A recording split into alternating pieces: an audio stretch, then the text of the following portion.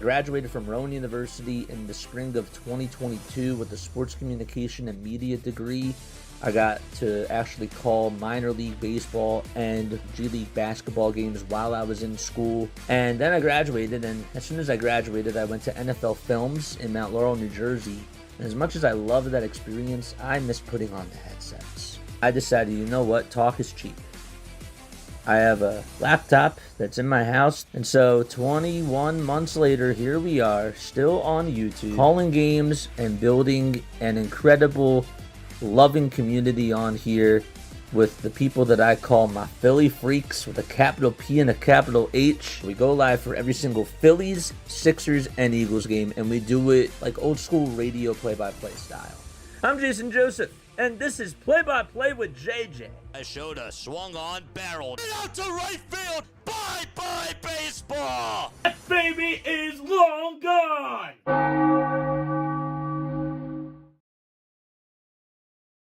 One second. There we go. All right, cool.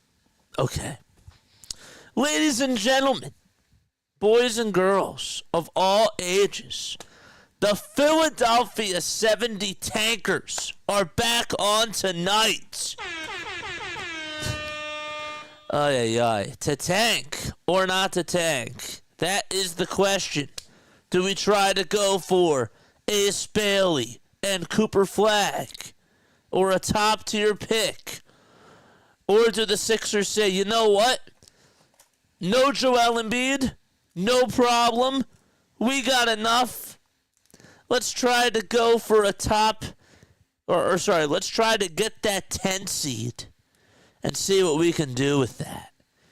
What are the Philadelphia 76ers going to do is the question down below. Good evening, everybody. Welcome on in. My name is Jason Joseph. This is Play-by-Play with JJ. Hit the thumbs up button, subscribe to the channel, and turn on the bell icons. You know, I'm really proud of myself tonight because for a very long time, right, I had a little lamp light that was over here. I know that you can't see like where over here is, but it was over towards my right side. And then I got like this like bigger lamp, but I realized, you know, I have some shadows on this right side, and I don't know what the problem is. And I finally fixed the problem. Let's go. Let's go. The Tankers are back. The Tankers are back, folks. It is time to go back to trusting the process. I say that jokingly, but in some ways, it kind of is where we're at. bonkers of a season, a team that was supposed to be a championship level of a contender, and they're at the bottom of the barrel, folks. So they lost yesterday to the Portland Trail Blazers. Let's actually do this right now. Okay, so let's actually dissect what's going on. Okay, where is tankathon.com? There it is. All right. So right now, the Philadelphia 76ers, if you look at their record, let's reset it here. The 76ers right now are currently tied for 7th in the final 7 spots. So they are 23rd in the NBA. Okay? If they lose tonight, they may increase their odds. We have to take a look at other things to come. But let's get into the starting lineup for tonight's game. We will do that right now. So again, hit the thumbs up button, subscribe to the channel, and turn on the bell icons too, and that way you'll know when we go live. Let's thank the tank. I like the sound of that, hardcore. I like the sound of that a lot. Yes, I do. The Tankers, the Philadelphia 70 Tankers. Let's go. Let's go. Let's try to get a top pick, get an asset, and try to see if we can get a top-tier talented player. Andre Drummond will tip things off for the Sixers, and they're going to say that he jumped a little bit too early, and it'll be Minnesota basketball. Sixers taking on the T-Wolves tonight at the Target Center. Sixers have Quentin Grimes, Kelly Oubre Jr., Paul George, Andre Drummond, and Gershon Yabusele out there as their starting 5. No Tyrese Maxey in this game. And for the T-Wolves, they got Edwards. That's Anthony Edwards, Mike Conley, Jaden McDaniels, Julius Randle, and Naz Reid. So that is their starting 5. Here's Julius Randle, who dumps it back off over to Mike Conley. Naz Reid for a tray. Can't get it. Offensive rebound by Mike Conley. Again, Edwards with a step-back three-pointer. It's a little bit short. Andre Drummond comes up with the miss. Now, the Timberwolves are probably trying to contend for a top spot in the NBA Western Conference. Here's Oubre on the drive to the basket. He puts it up, and he puts it on in. All right, so that makes it 2-0. 2-0 Philadelphia. To tank or not to tank? What are your thoughts? What was Daxi's diagnosis from his fall? He's just going to be out for a couple of days. They said that he shouldn't really worry about it. Andre Drummond has been rebounding the basketball for the Sixers very, very well ever since things have started to happen, which is really weird. Find that odd. Here's a little three-pointer by Yabusele. He can't put it in. And a long rebound by Mike Conley. So far, I'm surprised at the score. It's already 2-0 Sixers. And just like that, we have a drive to the basket by Randle as he puts it up, and he's fouled. All right, so what's going on here, man? Why is this not showing on up? Oh, that's why, because there's an advertisement here. Now, let's go back to this. Hold up. 1 second. Bear with me. I apologize.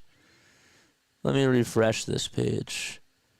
Is it going to come up now?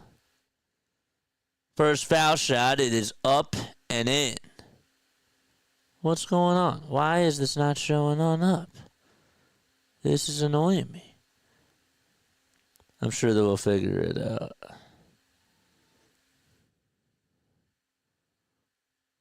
Foul shot number 2. That one is good as well.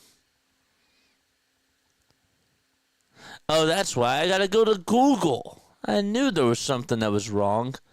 Okay, I understand what I got to do now. All right, so Sixers and T-Wolves already tied 2-2. Apologize about that. Let's try to do this again. Oh, no, that's not what we want. Where is it? Copy, paste. Is it going to work? Yes. Okay, we did it. Sixers come away with a steal. Quentin Grimes over on the perimeter. Tries to dribble down low all over Mike Conley. Spins, tries to go to the basket. Lays it up and lays it in, and that makes it 4-2 Philadelphia. Already 2 minutes underway. Take your time. Just hurry up. There we go. Nice. You're holding your breath. Here's a little floater that's up and in by Mike Conley Jr. as well. Take your time, just hurry up. That is like the most oxymoron type of a thing I've ever heard in my entire life. I've never heard that before. George with a step back baseline. Jay, Paul George, he just knocked that one down and makes it a 6-4 ball game. Edwards over at the elbow, tries to go for a 2, and he banked it in. Anthony Edwards, they call him the Ant-Man, and that's why. He's a very, very good player and has a lot of skills. Grimes over at the top of the key will dump it back off over to Paul George. George has been coming up big over the last couple of games, and he doesn't come up big there as he misses a 3 from the top of the perimeter. And about 3 minutes underway into this first quarter, Naz Reid, as far as the eye can see, puts up a 3. Yes! And Minnesota's back out in front by 3.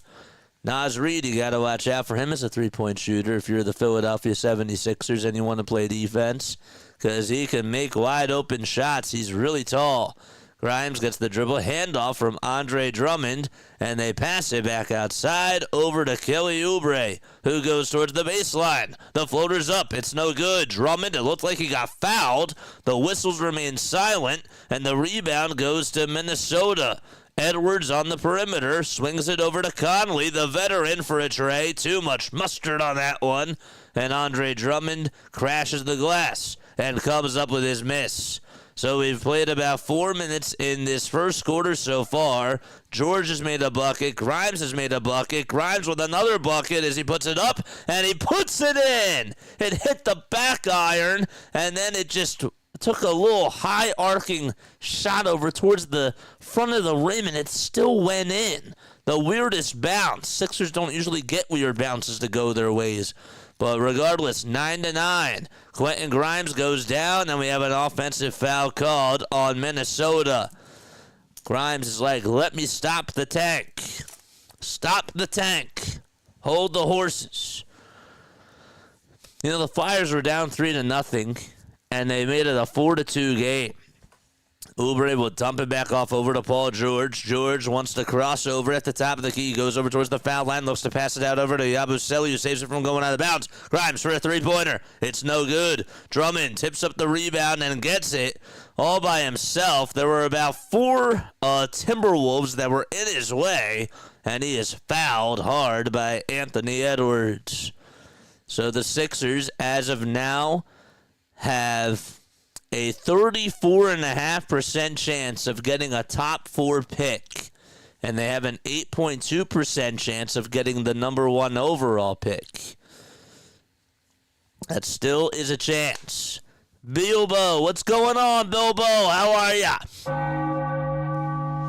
Yabusele on the drive to the basket, puts up a little floater, can't get it, and it's rebounded by Minnesota. Edwards on the perimeter again, over on the near corner, will bounce it inside to Julius Randle, who goes up with a little skyhook, and the shot goes up, and the refs say play on. Randle cries wolf to the refs, and the Sixers get back out there on offense. Oubre almost turned it over. Yabusele tries to save it, and it goes out of bounds. So it was Kelly Oubre who got the ball. He went down low over towards the baseline, and he got the ball not loose, and Oubre touched it, and then Yabusele tried to save it, and it went out of bounds. Timeout taken already with 9-9 game and 6 minutes and 57 seconds to go in quarter number 1. All right, guys, the 70 Tankers are back. They are back. All right, let's go to our pregame show thing. You know, I've missed the Philadelphia 70 Tankers, man. I really have. It has been like 8 years since we've been through this process. I've missed them so much. And I'm just joking when I say that. Have I really missed bad basketball, folks? Not really. Bilbo Swaggins, I love all my Philly teams. Dude, isn't that such a great name? That really is. I think that's I think that my man should win an award for just that name. I think it's really beautiful. Anyhow, so here's the question that I have for you guys, folks. Ace Bailey or Cooper Flagg? Just pick one. Pick one. If you were to pick between the two, Ace Bailey or Cooper Flagg? Neither, JJ. We're not going to get neither. Well, you know what? I'm trying to be optimistic today. Don't ruin my vibe. Just kidding. But seriously, Ace Bailey or Cooper Flagg? If the Sixers are down by 10 at the half, I win $200. We want you to win money. That's why we do this. That's part of the reason why we do this, guys, because we get to see who wins money and who loses money as we do this. I'm not even joking. Like, it sounds funny, but that's honestly part of the reason why we have an audience on here. Don't tell the NBA JJ is a bad MFer. Just kidding. And the Phillies freaks have 76ers. Shh. The silencer.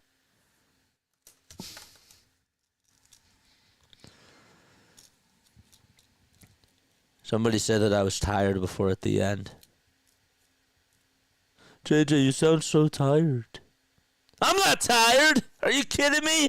I'm kidding. But still. Was I a little bit tired at the end? That was a boring game, not going to lie. That was a 12-3 game. Ew. Game was over by like the third inning. I actually had a feeling, though, that the Phillies were actually going to put up some more runs in that ninth inning, though. Grab your popcorn, sit back and relax, and enjoy the tank. Enjoy the tankathon. Let's go. 9-9 as we are back into the swing of things. And the Timberwolves will swing it around the timeline. That's not baseball, JJ. Say Minnesota Twins, even though they play at the Target Center. It's the Minnesota Timberwolves. Come on.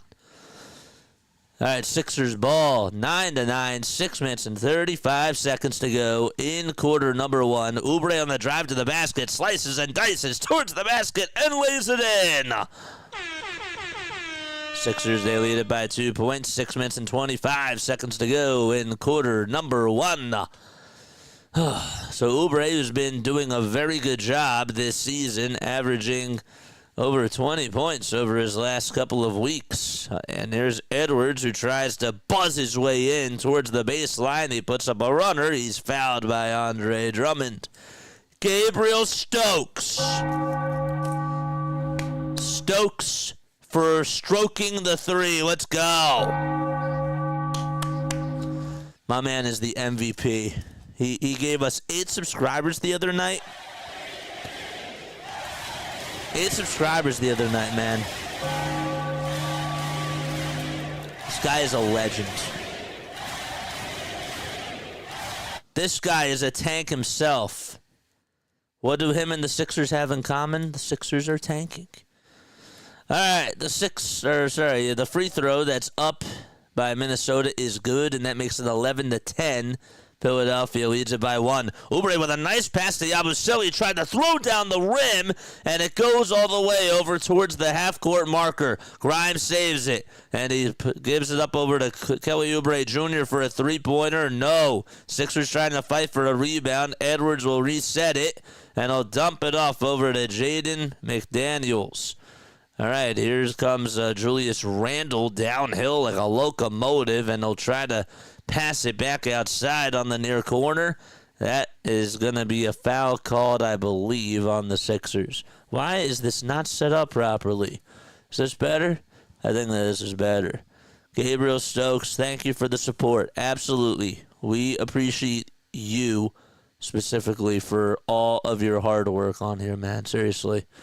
Here's a little floater that is up and no good by Edwards, but he is fouled.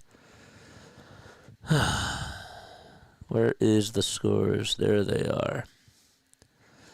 So other games going on right now. The Bulls lead it by 6 against the Cavaliers. If the Sixers do want to win, they got to get to the 10 seed, and the team that does have the 10 seed right now is the Chicago Bulls. They're 24-37. Now, the Nets also play at 8:30 tonight. Other than that, there's nothing too much else to talk about. Now, the Raptors are actually down by 5. We're rooting for the Toronto Raptors to beat the Magic. Sorry, Jane. I'm sorry. But that's how it goes when you're trying to get a top pick. Grimes for a three-pointer. No good. So Edwards didn't make both free throws, and they lead at 12-11. Grimes trying to be aggressive as the Sixers get an offensive rebound, and he's fouled by Ant-Man. George with 2 points, Oubre with 4, and Grimes with 5. Oubre, 29 years old. He'll be 30 in December, averaging about 15 points per game, and also 6.5 rebounds per game as well. The foul shot by Grimes, and he ties this baby up at 12 apiece. We have 5.5 minutes to go in quarter number 1. Lonnie Walker the fourth, Mr. Pennsylvania basketball, former Mr. Pennsylvania basketball, is going to come back into the game. It was back in, 2016? He was drafted back in the 2017 draft by the Spurs. He was playing overseas and is back in the NBA. Sixers got him to a 2-year, $3 million contract. Second free throw by Grimes. The chimes in the chat. Excellent. And the Sixers take the lead. Dude, my rhymes have been great. Rhymes with the chimes and Quentin Grimes. Dante DiVincenzo will swing it outside over to Anthony Edwards. And here comes a three-pointer that's blocked by Paul George. George with the rejection. And we do have a foul called. It's a very, very late whistle. And George is shaking his head. Nick Nurse, his face is getting red hot. He's crying wolf to the refs. And he doesn't understand where that foul was. I mean, was there any sort of pushing on the rebound? Oh, my gosh, he was fouled. Refs are like, you know what, we're going to help you tank too. You guys are actually, you should be on our side, Nick Nurse. That's what they're saying. Phillies Bell and Quentin Grimes. I love those emotes. We got 16 people tuning on in. Hit that thumbs up button. What got you into basketball? Let us know down below. George will try to tip it off over Jaden McDaniels, and Adem Bona gains possession.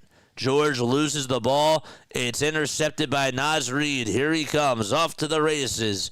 Reed gets it on the perimeter. It's actually Dante DiVincenzo who gets it. They'll give it back to Reed, and Reed's going to try to go towards the basket. He spins, he turns, he goes up with a floater inside. No good. Adem Bona boxing out his defender, Jaden McDaniels. Here's George over to Lonnie Walker, who tries to size up his defender. Killed the bucket and a foul. He was able to try to penetrate some contact from Naz Reid as he leaned right into his shoulder, and he'll head to the line to try to make it a 2-possession lead. Fun tanking facts for JJ. Tank classification is a taxonomy of identifying either the intended role or weight class of tanks. What type of Sixers tank are we drinking today?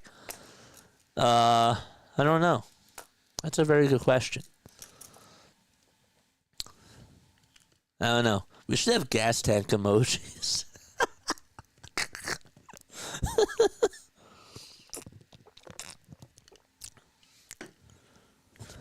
Gas tank emotes. We need more fuel, baby.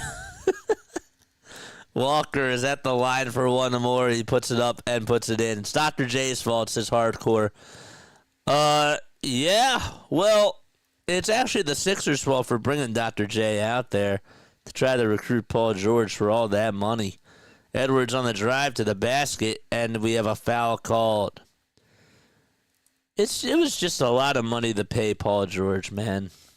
It really was. I knew that you were going to have to overpay to get him, but between Embiid not being able to stay healthy And getting that type of a contract, I mean, this was, to be fair, some of this was just the worst luck that they had this year because of injuries.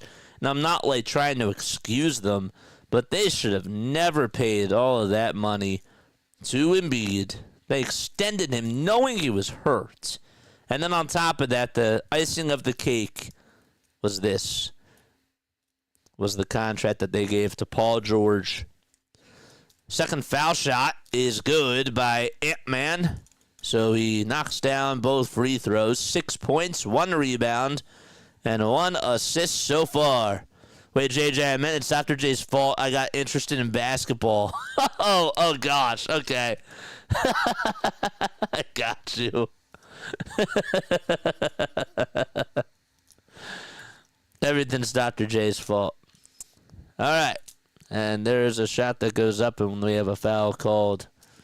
You're good. You're good. It's Dr. J's fault. It's Dr. J's fault that he's so good at basketball. And that he's...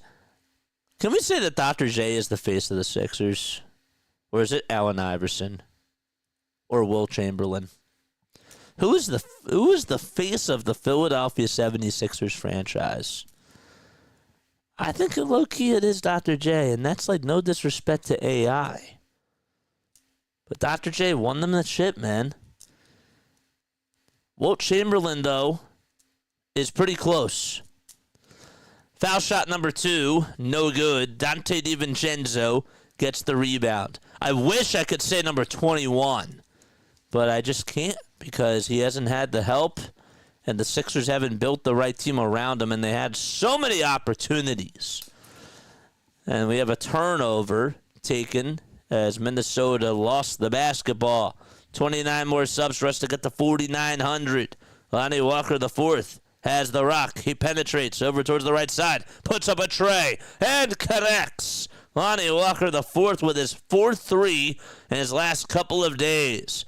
Oubre tried to get the ball before it went out of bounds off of a little pick, and just couldn't get it, so it's still Minnesota ball. They'll inbound it over from the Sixers bench. There's Chris Finch over on the sideline. Here's Julius Randle going over towards the rim, and he's fouled by Walker, the fourth. That was a mismatch. That was some cheese, as Chris Smoove would say. That's some cheese, he would say. Randle still has the handles, man.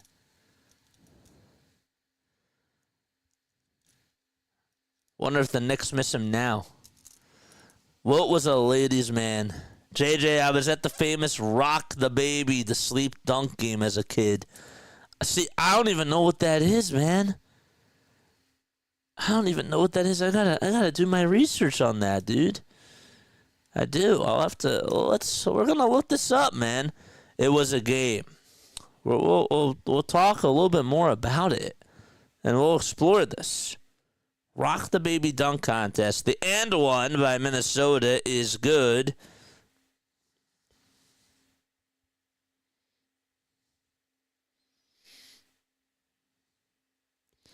The Rock the Baby cradle dunk. Huh. That's crazy. I'll have to do my research, man. 20-17. I wrote that down in my notes.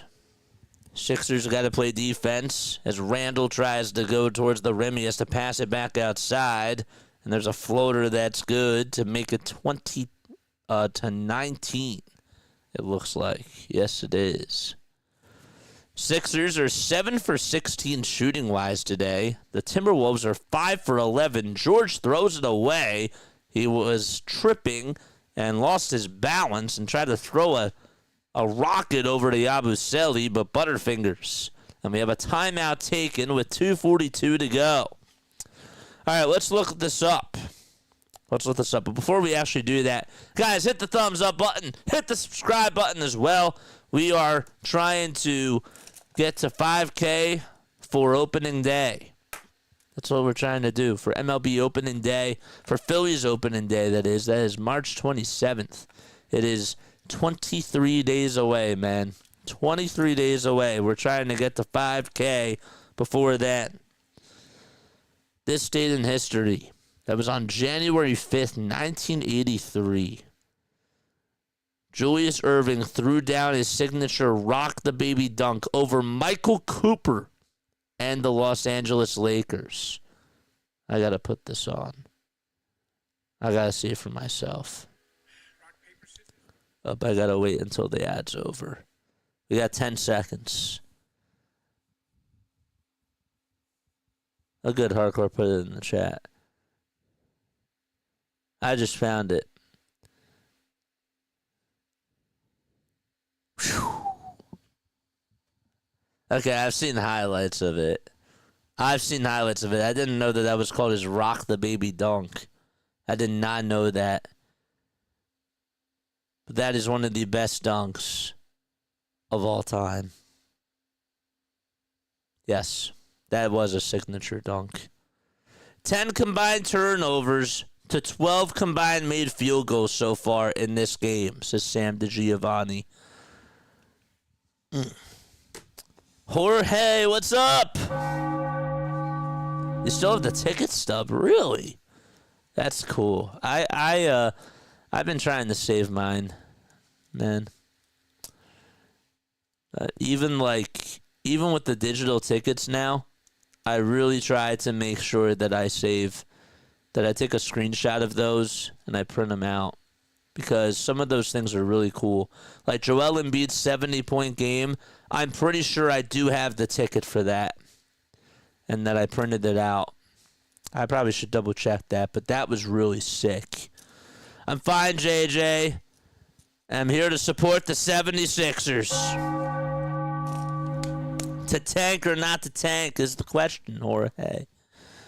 Yes, you are here to support the 76ers, but you're also here to support me too, because we support the Sixers, even if we don't see eye to eye on things. Going to the stone. Wait, hold up. What's that emoji?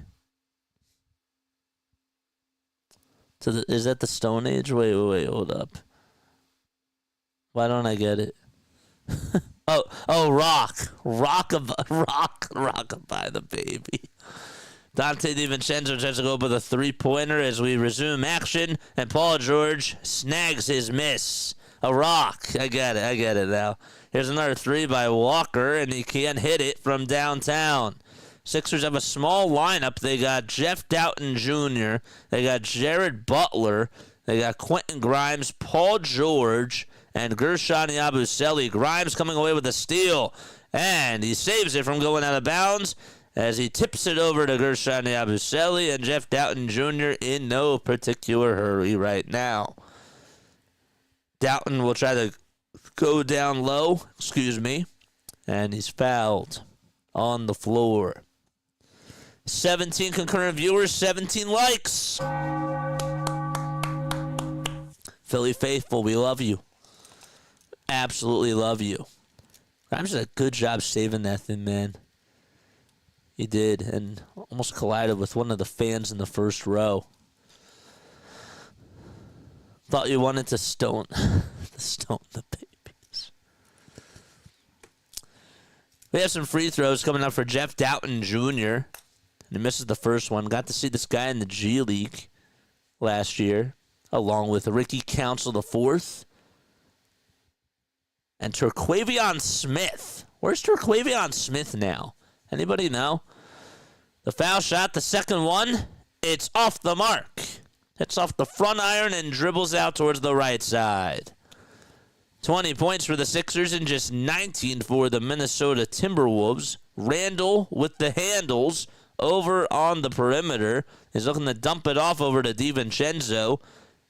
And instead, he'll give it back, and there's a shot that goes up, and the shot clock was winding down, and it went all the way to 0, so the shot won't count, and the Sixers get their first shot clock violation on defense in 3 games.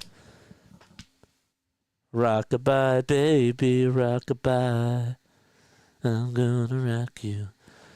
Jeff Doughton Jr. over on the perimeter will try to dump it off over to Paul George, who's at the baseline. George steps back. He spins around, puts up a 2. It was highly contested, and DiVincenzo comes up with his miss. Dante DiVincenzo, former Golden State Warrior player, also a former Knick as well. A drive to the basket by Randall from the other former Knick, and they're going to call a foul on the floor. Julius Randle is going to go to the line for 2 free throws, I believe. Nope, they do count the bucket. It looked like that the refs said wave it off, and they did. Okay. According to ESPN, they said that they counted it, and now they waved it off. There we go. Flyers are getting stomped on. Yeah, well, it was 3-0. Then they made it, 4-2, and now it's 5-2 Calgary Flames. 1 minute to go in the first quarter. Randall is at the charity stripe. He'll look to tie the game, and he does. Swish goes the basketball. What are some other scores? Rockets are down 90-76 to the Pacers with 2:09 to go in the third quarter. We're rooting for the Toronto Raptors to beat the Magic. It's 62-60 in the third quarter. The foul shot by Randall, it's up and in to make it 21-20. Doughton will dump it off over to Quentin Grimes, who goes around the timeline, dribbles towards the baseline now, dribbles with the left hand, takes it over towards the cup, and lays it in. Quentin Grimes able to shine on all cylinders, on offense and defense. A wide open 3 by Minnesota, and that's way too strong from the far corner. Grimes zigzagging into the lane. He'll kick it back outside over to Justin Edwards. Sorry, that's Lonnie Walker. And Grimes puts up another three-pointer, and the rebound is taken by Minnesota again. They have just been crushing the Sixers on the glass. 22-21, Philadelphia. 8 seconds left in the first quarter. Here's Nico Alexander-Walker giving it back to DiVincenzo for a three-pointer. Bang! Dante DiVincenzo from the far wing. Walker with a half-court prayer. Way too strong, and that'll wrap up quarter number 1. 24-22 is the score for Minnesota. Oh, Jane, you probably missed it because you probably had an ad. I said, Jane, you're probably not going to like us today, but we need the Raptors to win if we want to try to continue to increase our odds to get a top-tier pick, because the Raptors are now in our way. Yeah, I know. You probably didn't like that. But, hey, guess what? I understand that Jalen Suggs is out for the rest of the year. That's tough. It is. But, you know, we got to be friends. We can't always agree on things, but we got to be friends. Oh, okay, no problem. Wait. Who's rooting for the Raptors to beat the Magic? That was a tank crank. Yeah, we got to increase our odds, man. The Magic, let's see where the Magic are. The Magic are still in this play-in tournament. So, like, what are they going to have to lose? Oh, they're half a game above Atlanta, and they're 1 game behind Miami. They're stuck in this play-in tournament, man. There's no way, no how, that they're going to get in as a 6 seed. They're not. Because they're 6 games back of Detroit. So what's the point of them winning these games, honestly? I mean, don't tell the coach that I said that. Don't tell Jamal Mosley or J.B. Bickerstaff. Who's their coach? J.B. Bickerstaff, is that who it is? Where did Jamal Mosley go? I should know these things. Jamal Mosley. Is he the coach of the Magic? He is. He's the head coach of the Magic. J.B. Bickerstaff is where? Detroit? J.B. Bickerstaff. He was on Cleveland, and then they got, what's his name, from the Nets. J.B. Bickerstaff is the coach of the Pistons. And then Monty Williams, he was on the Pistons. Where did he go? Monty Williams is a free agent. Okay. Suggs was getting to his best before he got injured. I know. I know. And then shout out to Kyrie Irving, man. Like, prayers for Kyrie, dude. Seriously. That sucks. That really sucks. You know, we can talk about the trade for Luka Doncic, or trading away Luka Doncic for Anthony Davis, but losing Kyrie Irving, I mean, injuries just happen, but that sucks. Sixers try to inbound it, and the ball goes out of bounds. Grimes will inbound it again. Second try, it's a charm. Andre Drummond will hand it off over to Kelly Oubre Jr. Tries to slice and dice towards the rim. Drummond tries to get the rebound. It's last touch by Minnesota, and still Sixers basketball. Sixers are currently tied with the Brooklyn Nets. They are 2.5 games behind the Bulls for the 10 seed. Grimes with a baseline J, gets it and rattles it home. They were contenders. Oh no, we suck again. Here's Nickeil Alexander-Walker for a wide open three. The basketball gods say no. And Grimes comes away with another rebound for Philadelphia. Grimes parts the Red Sea, tries to put it up and in, and it gets rejected. Man, oh man. Nickeil Alexander-Walker back outside to Conley for a three, and he backpedaled because he knew it was good as gold. Mike Conley, this guy has been in the league for almost a century, it feels like. He's been in the league for quite some time. Remember the good old days when he was on Memphis. Here's a little pickpocket by Nickeil Alexander-Walker as he goes towards the rim, gets past Walker, and makes the layup. So a nice play by him. Nickeil Alexander-Walker makes it a 5-point lead, 29-24. All right, and there's a shot that goes up, and that is good by Philadelphia as they cut the deficit from 5 to 3. Reed on a drive to the basket. He'll hand it off, and the floater is no good by Nickeil Alexander-Walker. Another rebound by Minnesota. Naz Reid wide open for a tray. And Lonnie Walker IV says, give me the ball. And he gets the ball on the rebound. 2 for 10. That's what the Sixers are shooting from beyond the arc today. Minnesota, not much better. They're 3 for 11. Council for a catch-and-shoot three-pointer. He had a long time to shoot it and still could not make it. He was wide open, crystal clear, and just could not knock down the tray. Alexander-Walker swings it towards the near corner to Conley over at the three-point line. He'll drive it towards the paint. He kicks it out. 4 seconds left on the shot clock. A wide-open three. Bullseye! Nickeil Alexander-Walker makes his first tray today. Give him 7 points, 2 rebounds, and 2 assists as well. Walker kicks it out to Council. And Grimes wants control of the rock, and he does get it. Grimes to Council, 5 seconds left on the shot clock. Council lost the ball, gets his dribble back, spins, turns, goes up with a turnaround J, and he can't hit it. That would have been an acrobatic shot. Another drive by Shannon this time, and Shannon able to hit the deuce. And an 8-point lead for Minnesota. Terrence Shannon Jr. is all fired up as he high-fives Ant-Man over on the sidelines. And it's an 8-point game with 9:03 to go in the first half.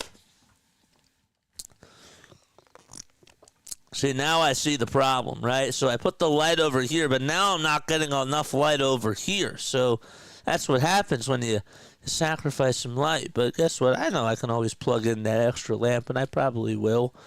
But why am I complaining about this? I'm not. I'm just saying that it's a little bit different.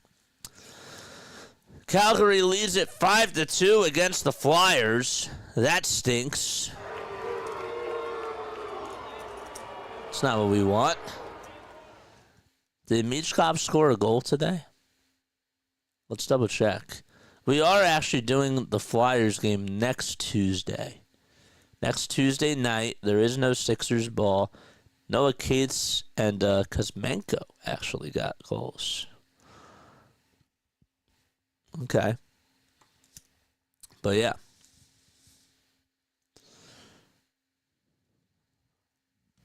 Who's out there? Cates, Drysdale, Forrester, Brink, and Tippett. And for the Flames, it is a power play for the Philadelphia Flyers. It's 5-on-4. Okay. We're getting closer, folks. We are. Hit that thumbs up button and subscribe. We need 29 more subscribers to get us to 4,900 and continue to help us get on the road to 5K before opening day. It's great.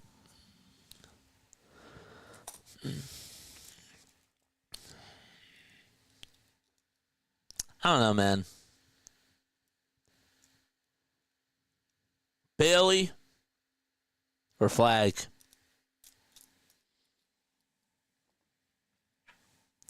Heads or tails? Heads for Bailey.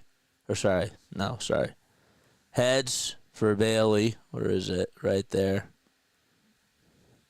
Tails for Flag. Let's see if we do this correct.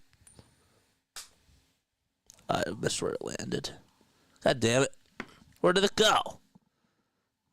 That was stupid. Where did it go? I lost it. Don't tell me it went in my water. No, it didn't. That was so stupid. I gotta find it. Oh, darn it. Now we'll never know.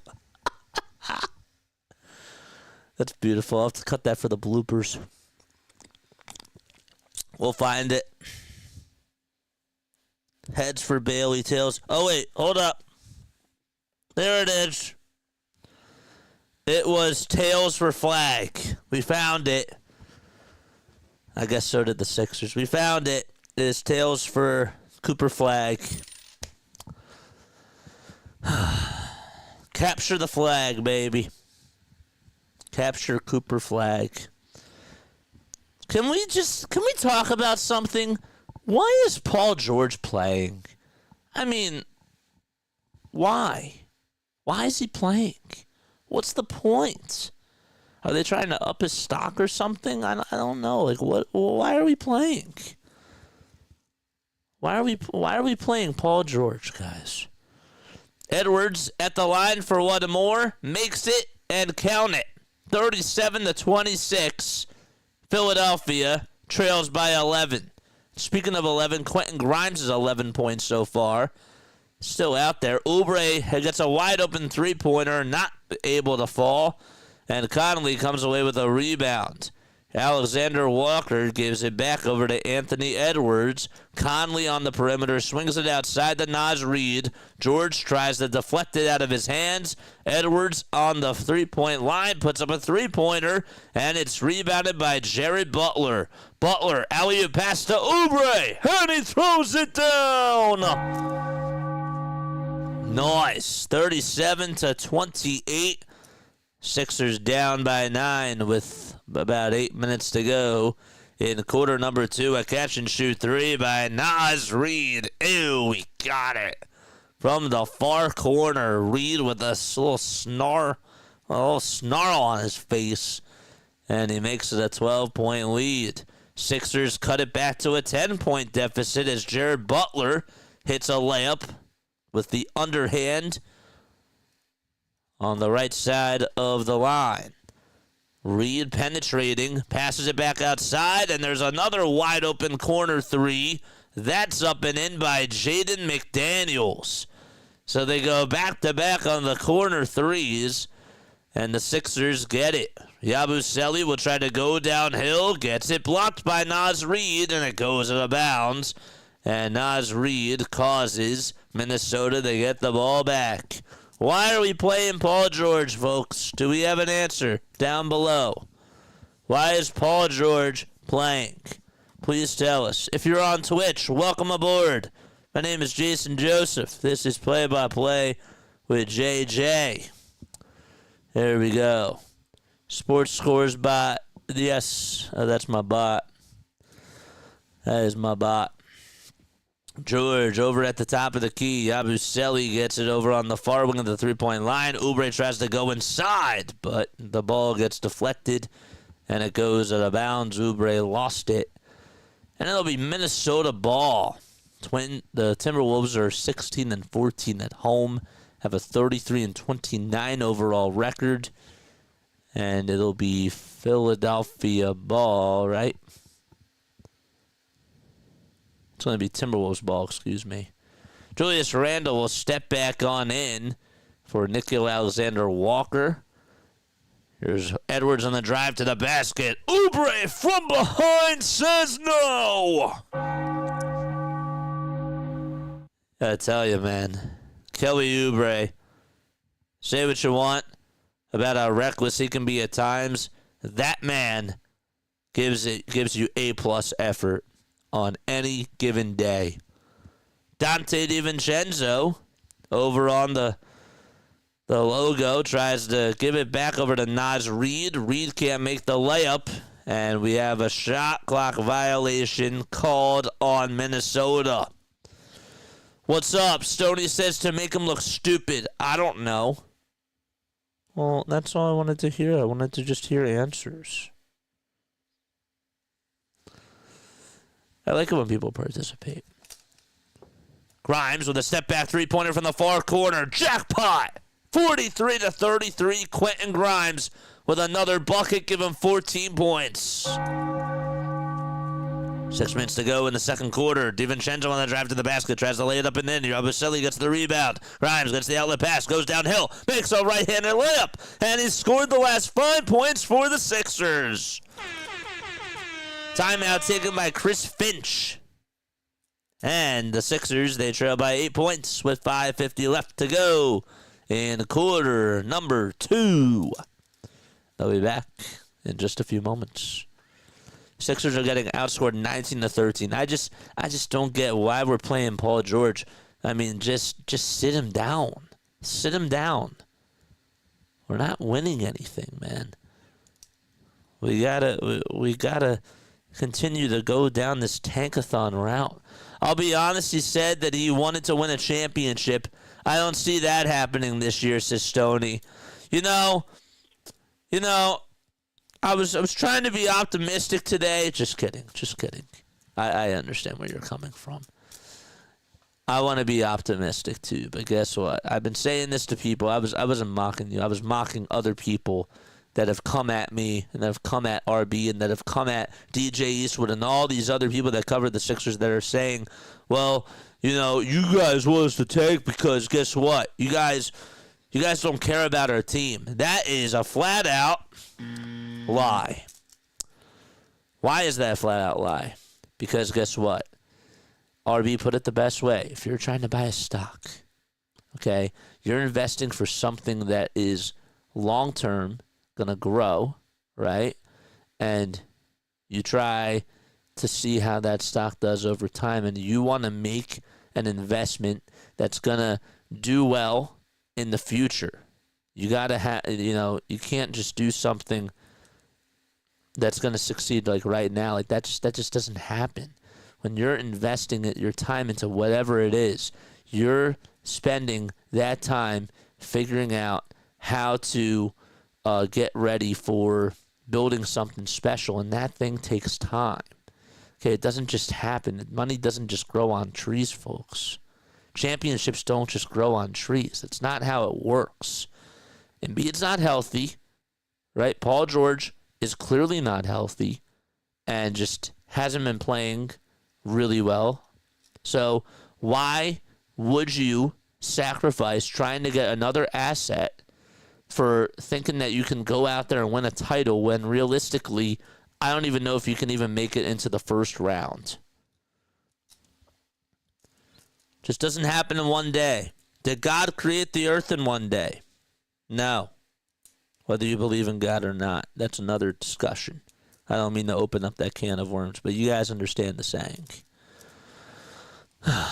43-35 is the score. Minnesota has an 8-point lead. Raptors are winning. That's great. Beautiful. Raptors are winning. Brooklyn is losing. We don't really care about that. Actually, yes, we do. We want Brooklyn to lose. Or actually, no. We want Brooklyn to win. We want Brooklyn to win, so that kind of does matter. Dante DiVincenzo tries to go to the basket with a finger roll finish. He can't do so. Butler gets the rebound, goes coast to coast, and he chirps in front of Anthony Edwards. I like the chirping because that's going to make Anthony Edwards more hungry, so that's nice. Edwards goes down the lane, loses the ball, gets it back, though, and he'll dribble it back outside. Edwards wants to dance all over Yabusele. He takes him right over to School and finishes with a high arcing layup to make it an 8-point lead. 45-37, that's the score. Paul George is more focused now. He's just not doing his podcast, baby. Nope. 45-37, Yabusele takes on Naz Reid, or Julius Randle, that is, and hits the little baby hook. And Edwards will get the ball back. The Sixers' defense has not been so good in this game. When have they really put up a good, stellar performance on defense this year? It's been a while. Randle for a tray. George rebounds, swings it outside to Yabusele. It was a bad pass. Yabusele, though, got it. Dante DiVincenzo blitzed him, and Yabusele throws it down with two hands.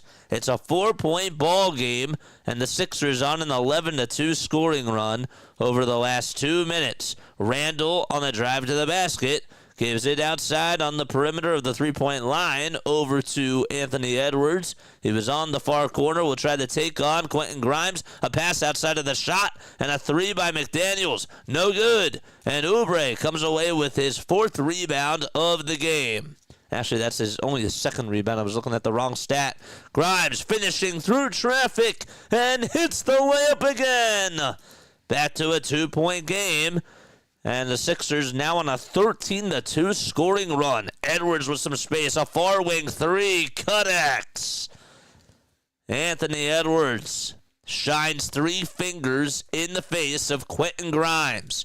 He's been going toe-to-toe with him. 18 points for Grimes, 15 for Ant-Man. George with a step-back three-pointer. That one short. Yabu, offensive rebound. George was thinking about going up for a second try. He'll drive it inside towards the paint, and he lays it up and in. It's back to a 3-point game. Jalen Clark has the rock and gets called for a turnover.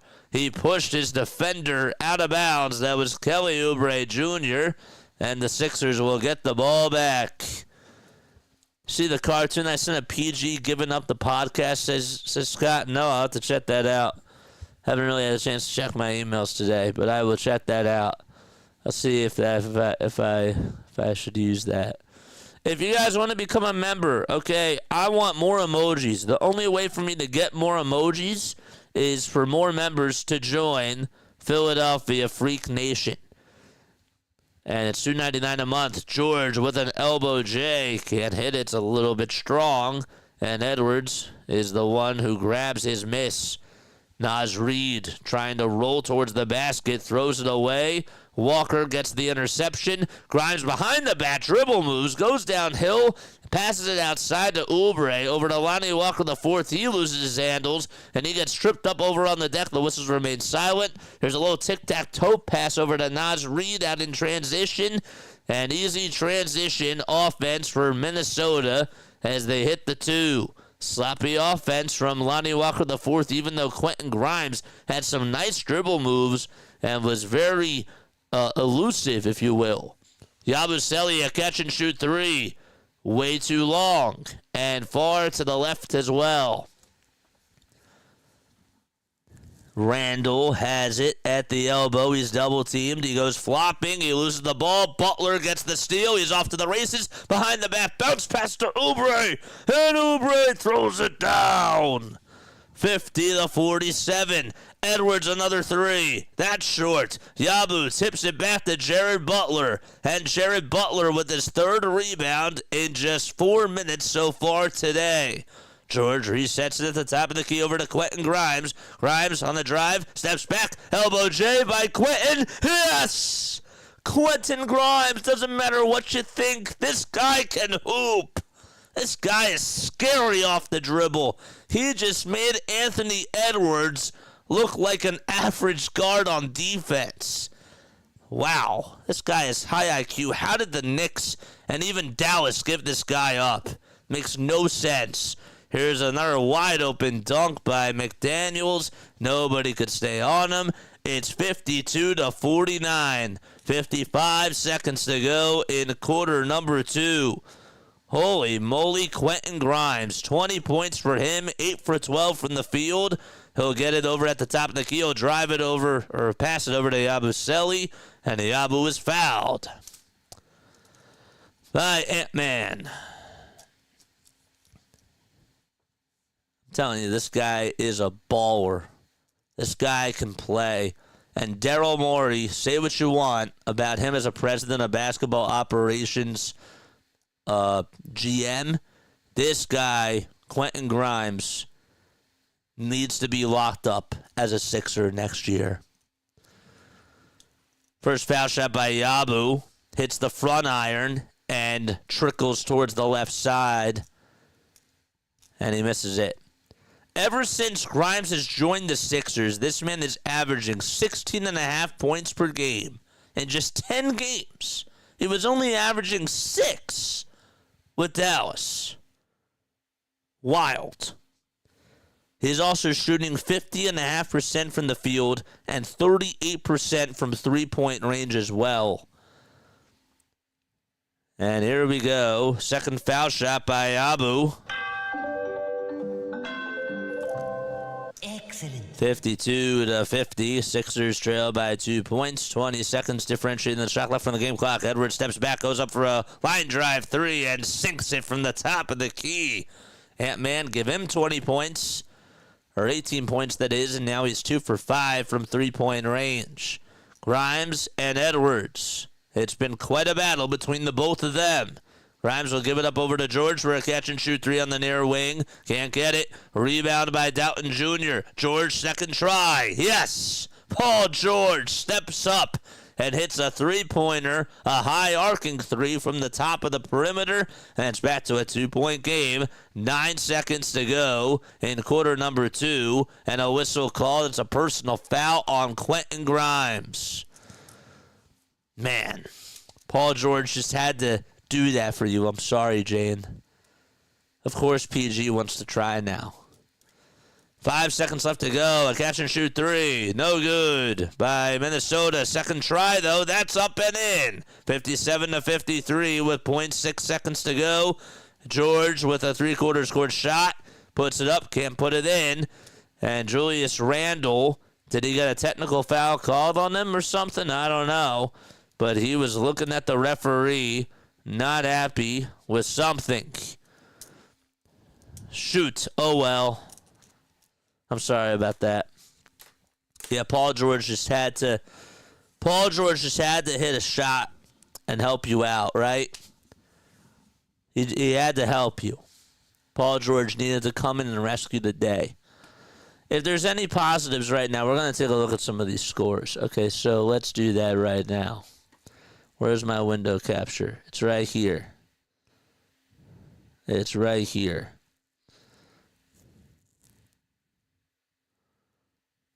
Okay. All right, so let's take a look at this guy. Zoom on in. We'll zoom in. All right, so here's some of the scores. We got Houston taking on Indiana. Okay. Does that game really matter? Not really. This is the game that matters here. Toronto versus Orlando. Do you see this? It is currently 78-71.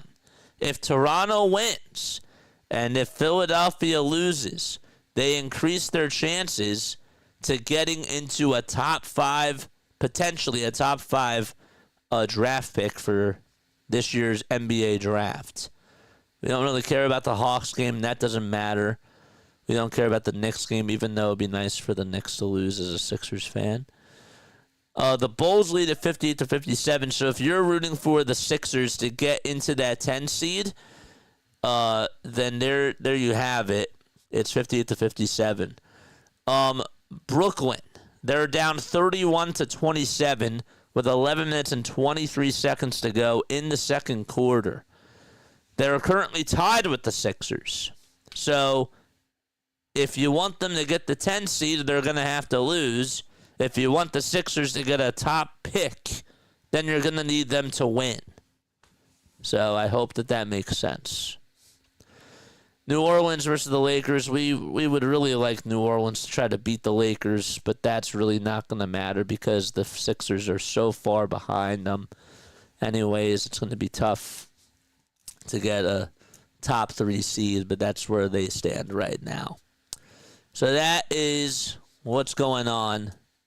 If the Sixers want to tank, you need Brooklyn to win. And on top of that, you're going to need Toronto to win. If you don't want the Sixers to tank, you need Brooklyn to lose, the Sixers to win, and the Bulls to lose. Hopefully that makes sense. We got 19 people tuning on in. Shout out to all 19 people, man.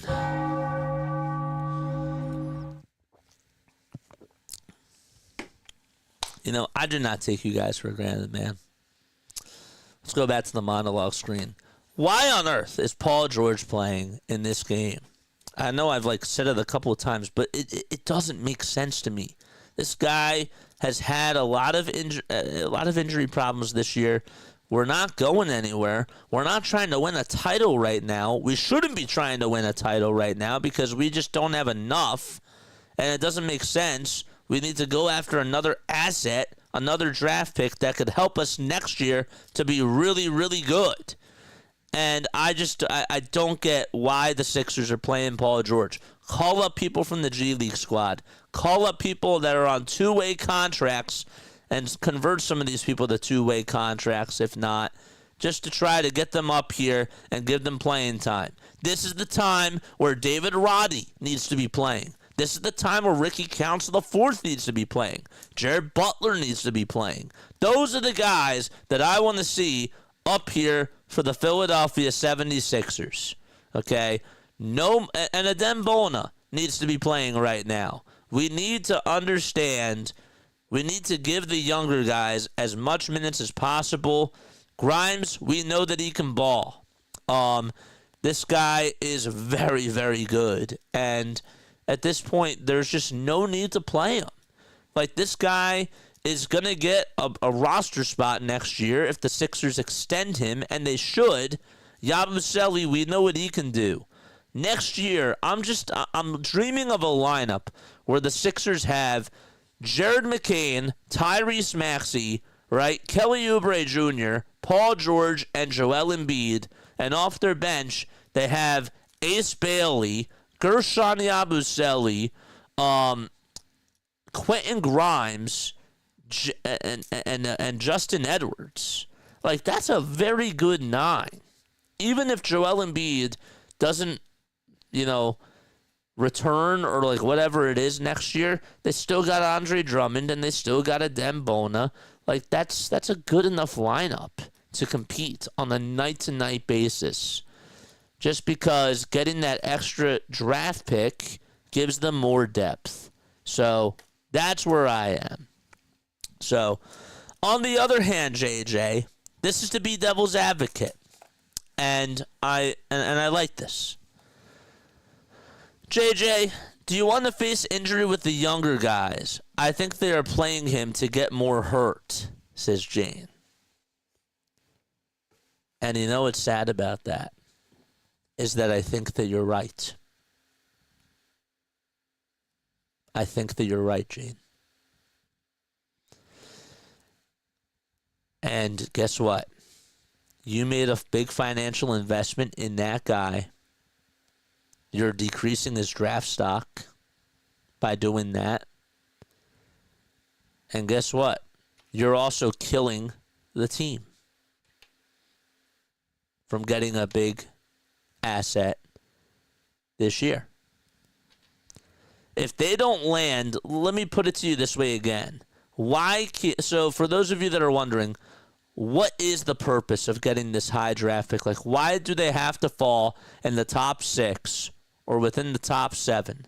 Because if the Sixers end up getting the 7th pick or higher, or later in the draft, so 7, 8, 9, 10, 11, 12, whatever that is, that draft pick goes to Oklahoma City. That draft pick would go to OKC. So it wouldn't be our draft pick. That's why they got to increase their chances for the NBA lottery. When is the lottery, by the way? I wrote it down. They have to increase their chances to get a top-tier pick, and the only way to increase their odds and to get bigger ping-pong balls is for them to lose more games. That's the truth. I hope that makes sense for those of you that did not know that. And by the way, we're not in the pregame show. We're actually doing a halftime show right now, JJ. You got to change that. When is the NBA lottery? The NBA lottery is on May 12th of this year. Obviously, this year. It is May 12th. And we, I think, have a Phillies game that day. What time is the Phillies game? Let's make sure that we know these things. May 12th is the NBA lottery. Phillies play at 6:45 against the St. Louis Cardinals.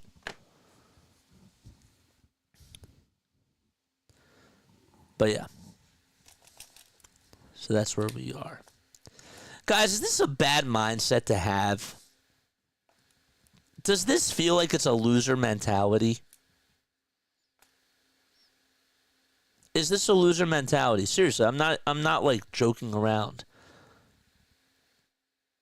Do you really believe that the 76ers should just win the rest of the way and try to go for that 10 seed? Be real. Be real. I will not judge you. I just want to hear what your thoughts are. Like legit thoughts. Lou says tank. Tank, tank, tank. Scott says my birthday cake. Where are the tank emojis in the chat? Where are those tank emojis? The Sixers tanks. But no, seriously, give me your thoughts. Because I heard somebody come on to somebody else's stream the other day and said that, guess what, you're absolutely wrong for signing up for this. Because guess what? When have we ever incorporated losing into our mindset? It's not that we're incorporating losing for the long term in our mindset. We're trying to make an investment to help this team be really good next year, because we know that we don't have a shot this year, and we're really close to getting what could potentially be a top tier pick. So why waste it all? Buy some fish and buy a tank. Jane says, I think it's the smartest thing to do right now. We could be a much better team next year, says Jane. And I'm with you. Again, like, imagine a lineup where you have, like, let's go to tankathon.com, right? Let's actually look at the draft board. Okay? Where's the draft board? I'm going to post it right here so that way you guys can see it. Okay. Cooper Flagg, projected as the number 1 overall pick. He would go to Washington in this scenario. Dylan Harper would go to the Hornets. He's a guard. Okay? We're not going after a guard. We're drafting a forward, and that's why Cooper and Ace are the top picks for us. Now, Con Newpel is a guy who's 6 feet 7 inches tall. He's going to be 20. He's averaging about 16.5 points per game. You can see the stats right here. I don't know if you can. They're right here. Oh, wait. Whoops. Let's go to our live stream for a second. Sorry about that. You couldn't see that before. JJ, you were covering it. Okay. Look at these stats here. 17 points. That's not what I wanted. Con Newpel right here. If we could find a way to get this guy is not a bad three-point shooter. Averaging 16.5 points per game this year. 4.5 rebounds. We got to watch his game, and we will when Duke is on during the March Madness tournament. We will be watching this guy. But this is one guy that I have my eyes on. Because I think if we can find a way to get this guy, that'd be great. Even if they don't get Cooper Flagg, still get a good pick, says Lou. I'm with you. Flagg is legit, and he is. But this is a very talented draft class, guys. This is a really, really talented draft class. They could go after Asa Newell. Now, I don't know if he's a good three-point shooter. What do they say about Asa?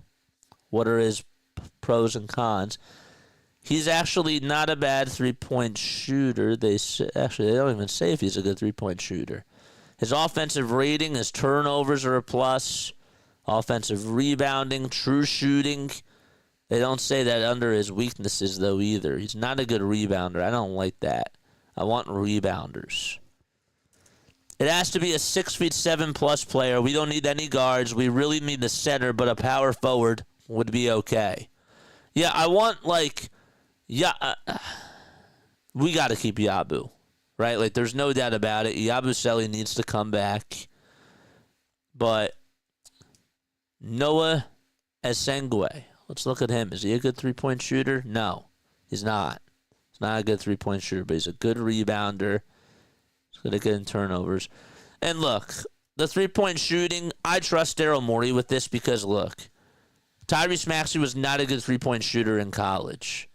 Goes from shooting 29% to 43% during his first NBA year. That's impressive. Right?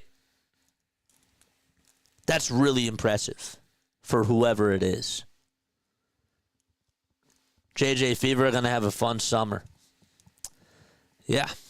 Love the Indiana Fever. Fever are going to have a good summer. They have talent. But the Sixers, they got to make a good investment. I also would like a power forward, too. A power forward / small forward who's like 6 feet 8 inches tall, that type of a thing. But we gotta keep Yabu, and we gotta keep Quentin Grimes, because guard is actually a good position now for us. I like Maxey, McCain, and Grimes. That's a very, very good guard lineup. They can always try to get a point. They could always try to get another guard later in the draft. They have the 35th pick. That site's awesome. I got to write that down. Yes. Yes, it is. There's some good sites out there, man. I call them Easter eggs. That's what I call them. Easter eggs. But I wanted to just take a look at that because, again, we're going to be watching March Madness. We'll see about Con Newpel. We'll see about Noah Esengwe. Even though he's not going to be in the March Madness tournament. He's playing overseas. But some of these other guys, we'll get to take a look at them. Liam McNeely might be a good pick. He's from UConn. He's a small forward, but he's 6 feet 8 inches tall. If we can get another good three-point shooter who's a forward, I think that's fine. All right, we start off the third quarter. It's 57-55. Minnesota has the ball. They can't make a layup on the other side. George finds a cutting Kelly Oubre Jr. over towards the basket, and Oubre throws it down with one hand, and we are tied at 57 apiece. Conley at the foul line is at the nail, and he'll give it back outside over to Anthony Edwards. Edwards almost throws it away. The hot potato goes into the hands of Naz Reid, and a step-back skyhook, no good. Rebound by George. Grimes inside the three-point line. and dumps it off to Oubre. More dribble handoffs. Oubre still has the ball over at the far elbow. Sixers go from left to right. He'll bounce it inside to Drummond. Drummond initiates the contact. He wanted a foul call there. Wasn't even going to. He flopped. He absolutely flopped. So Cooper Flagg is going pro. Just 1 year at Duke. Oh, yes. Oh, yes. Here's Naz Reid with a little floater, a turnaround floater, and that makes it now a 59-57 game. So it is a 2-point lead for Minnesota. Grimes trying to bully Mike Conley down low. Drummond wide open for three, and it just hits the front of the rim. Every time he shoots it, it looks just so cringe. You know, you just glimpse a little bit because it's like the form looks just a little bit weird. Edwards on the perimeter. Julius Randle loses track of the ball. It's stolen by Grimes. Yabusele slows up, tries to go up with a layup over Anthony Edwards, and reties the game 59-59. Continue to like and subscribe, folks. We need 28 more subs for us to get to 4,900. The road to 5K for MLB opening day continues. And another turnover by Minnesota as Conley throws it away. George gets a lot of space and puts up a three-pointer. And it hits off the front iron. Board belongs to Julius Randle. Outlet pass downhill to Jaden Daniels. And Daniels sizes up Andre Drummond and just sort of shies away from the basket, but he still gets the baseline layup to go. And another foul called on the Sixers. Or on Minnesota, that is. Excuse me.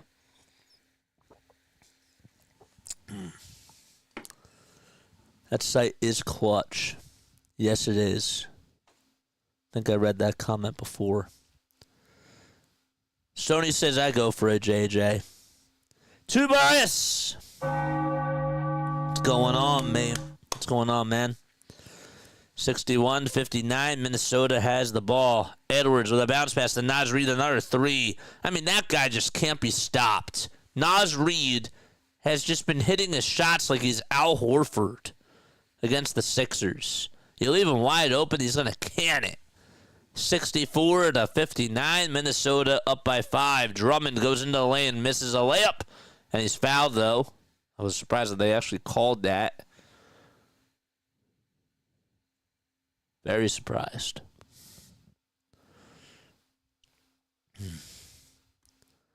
My bot's working on Twitch. Nobody wants to comment on Twitch. Actually, we only have one viewer, so that's just me.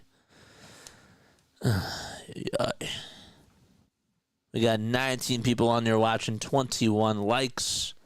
Subscribe to the channel if you have not done so already. Toronto is up by 6 with 6:40 to go in the fourth. We'll stay on if the game is going to be on, and we'll see how that one ends, because why not? 64-60, the foul shot by Drummond. He knocks it down. Oh, wait, that's in the fourth. We're in the third. I'm sorry. So that game is going to be over before ours anyways. We'll stay on for the Nets one, though, to see if they win. Sixers come away with a steal. Grimes dumps it back off over to Yabusele for a three, and he ties the game. Gershon Yabusele being clutch for the Philadelphia 76ers. And he ties the game 64-64. The Sixers are just 5 for 21 from downtown. Edwards trying to take on Yabusele. Great defense by Yabu. Here's Anthony Edwards who tries to go up with a shot. And Andre Drummond tried to block it, but it went above the rim. And because of that, it'll be a goaltending called on Minnesota. Let's see again. Did Drummond... It's pretty close. Sixers are going to challenge it. They are. They will challenge this to see if it is a goaltending. See, this is how we know that the Sixers are actually trying to win this game. This is how we know. They are trying to win. And yet they are just that bad, guys.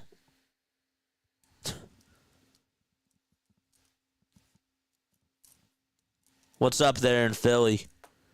What's up here in Philly? Cold temperatures. A terrible basketball team. And an NFL parade on Broad Street. That's what's been up here.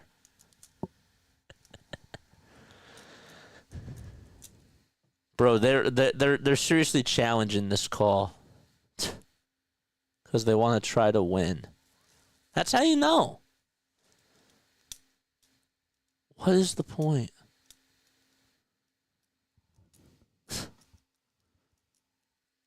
They're not even trying to lose these games. That's the funny part about this. Nick Nurse the other night knew that Andre Drummond was hot and decided to still play him over a Dembona. Because Andre Drummond had the hot hand.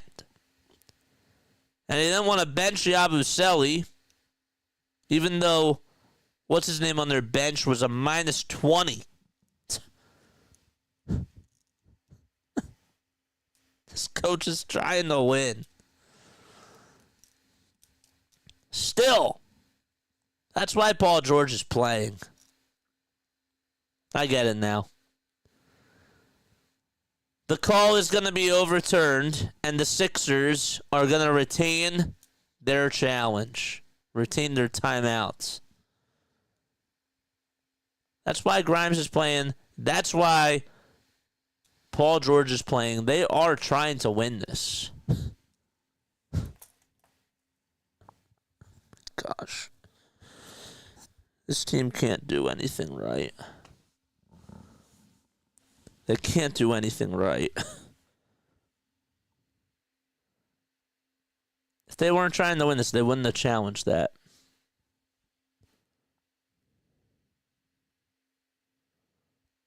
They would not have challenged that.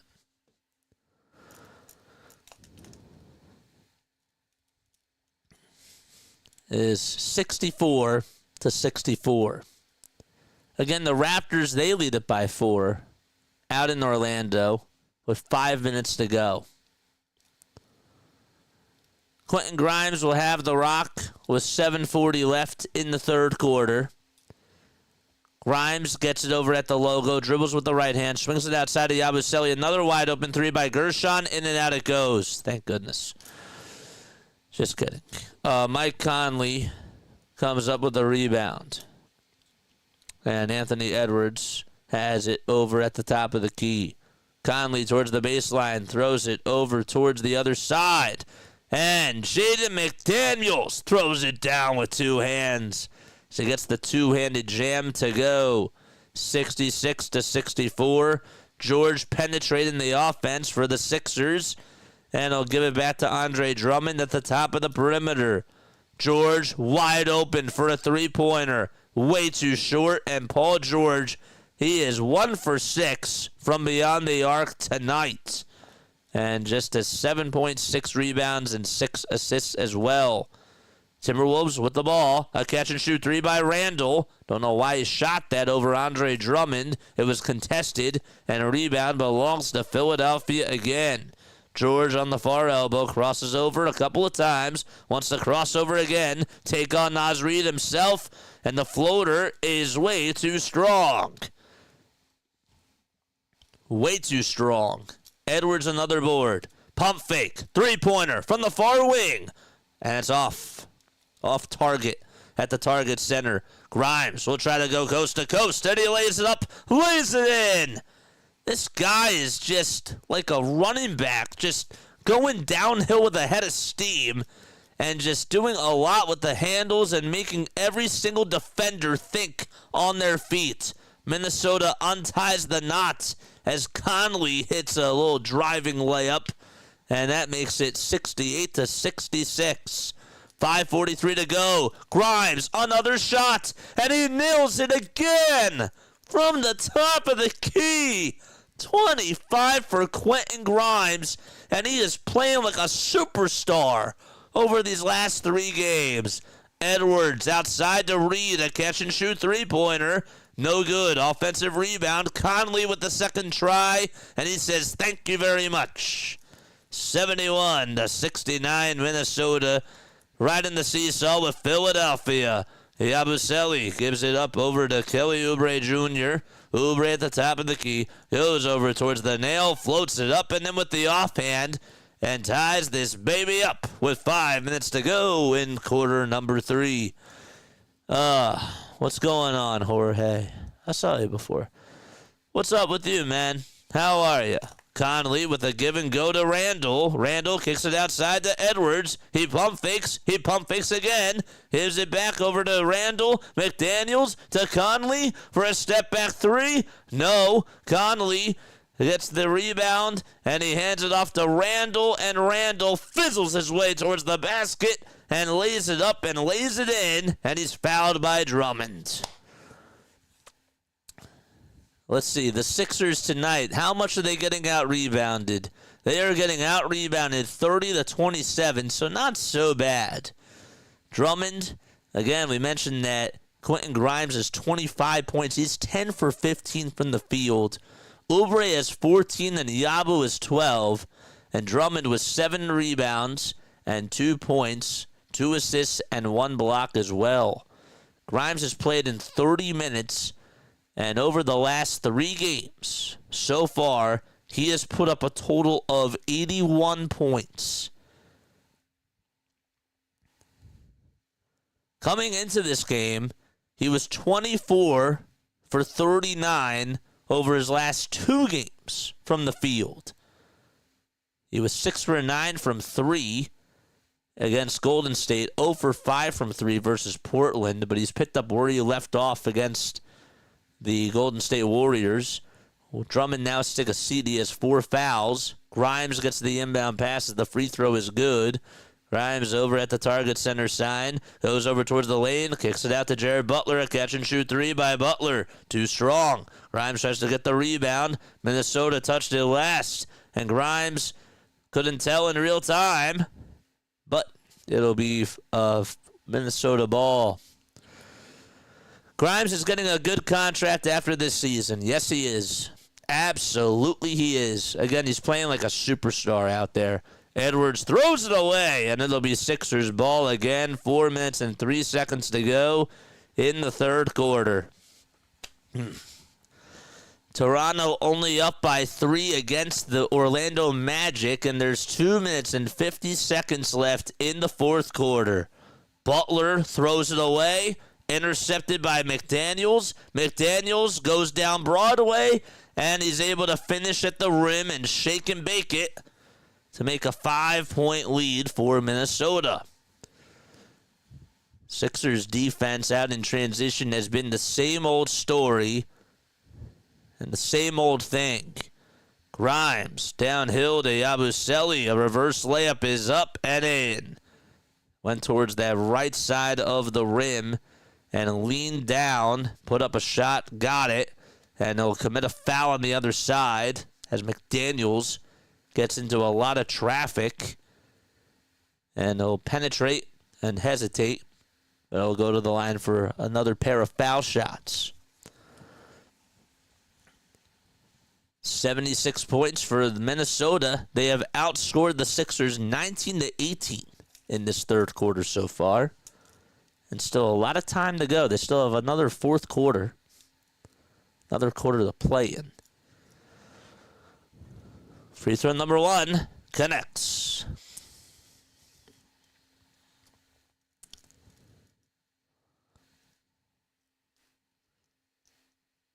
How much do the Philadelphia 76ers pay Quentin Grimes? And how many years? The free throw is good to make it now a 78-73 game. Jaden McDaniels, 15 points and 3 rebounds. Yabu will dump it off to Lonnie Walker IV. Walker on the drive to the basket, can't lay it in. Oubre with the mad hops, though, throws it down with two hands. Timeout taken at the 3:01 marker. Philadelphia down by 3. And they'll be back in the flesh.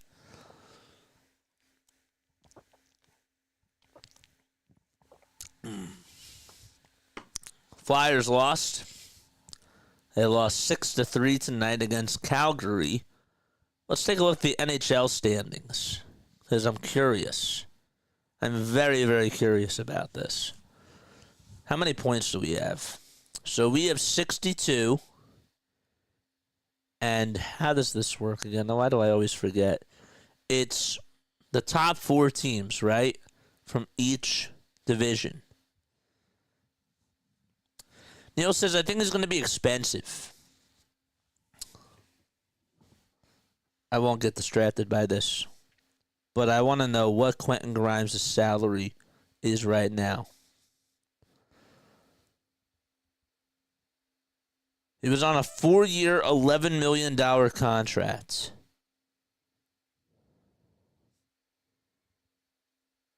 If we can find a way to get him on a 2-year, $20 million contract, I'd say that that's a very good deal. 2-year, $20 million contract, I will take that. We don't have to pay McKean yet. I think that's a good deal. I legitimately believe that with this squad next year, along with another draft pick, can actually get it done. I do feel that way. The issue is, there's only going to be so many mouths to feed. That's the issue. But you can see that when they're hustling and when they're playing back and forth and when they're not playing 5-on-4, we're going to get to the point next year where we're going to say, if Joel's not healthy and we still have him, they're better without Embiid.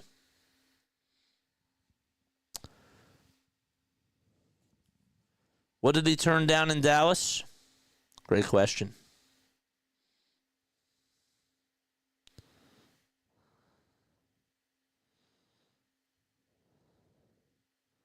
I don't know if he turned down a contract. I just don't think that they extended him. Oh, wait. Yes, he did. He turned down a potential long-term deal with Dallas to play out the rest of the season and test free agency. How much was Dallas going to pay Quentin Grimes? How much was Dallas going to pay Quentin Grimes?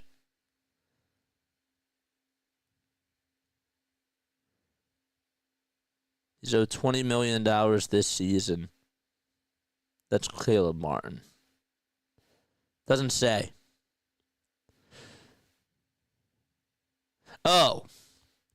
He rejected a similar deal at the extension deadline that Najee Marshall received. 3 years, $27 million.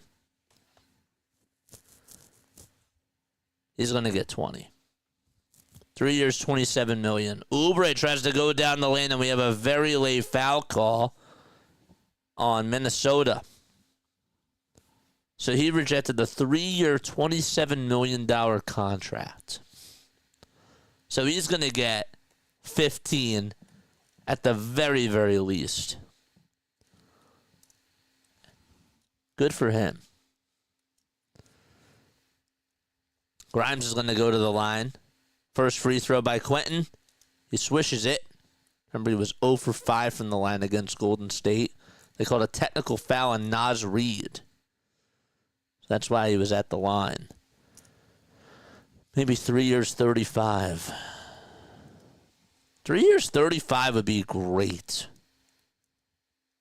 But if he rejected, that's like what, an extra $2 million for the next couple of years? I don't think he's going to do that. You know, it would have to. That would be cheap, I feel like. I know an extra $2 million for me is like a lot, but for that There's going to be other teams that do it. First foul shot by Oubre is good. Second free throw hits off the front side of the rim. Michkov did lose, or the Flyers did lose, but Michkov got his 20th goal, so congratulations to him. All right, 78-76. As DiVincenzo can't buy a bucket. Dante DiVincenzo, he's been struggling today. Guy that only has 3 points off the bench. And Kelly Oubre turns it over. DiVincenzo gets it back over at the logo. Definitely destroyed the Sixers last year in the playoffs. We remember that. DiVincenzo at the top of the key throws an over-the-head pass downhill over to Naz Reid. Reid gets the feed and puts it in. 1 minute, 40 seconds left remaining in the third quarter.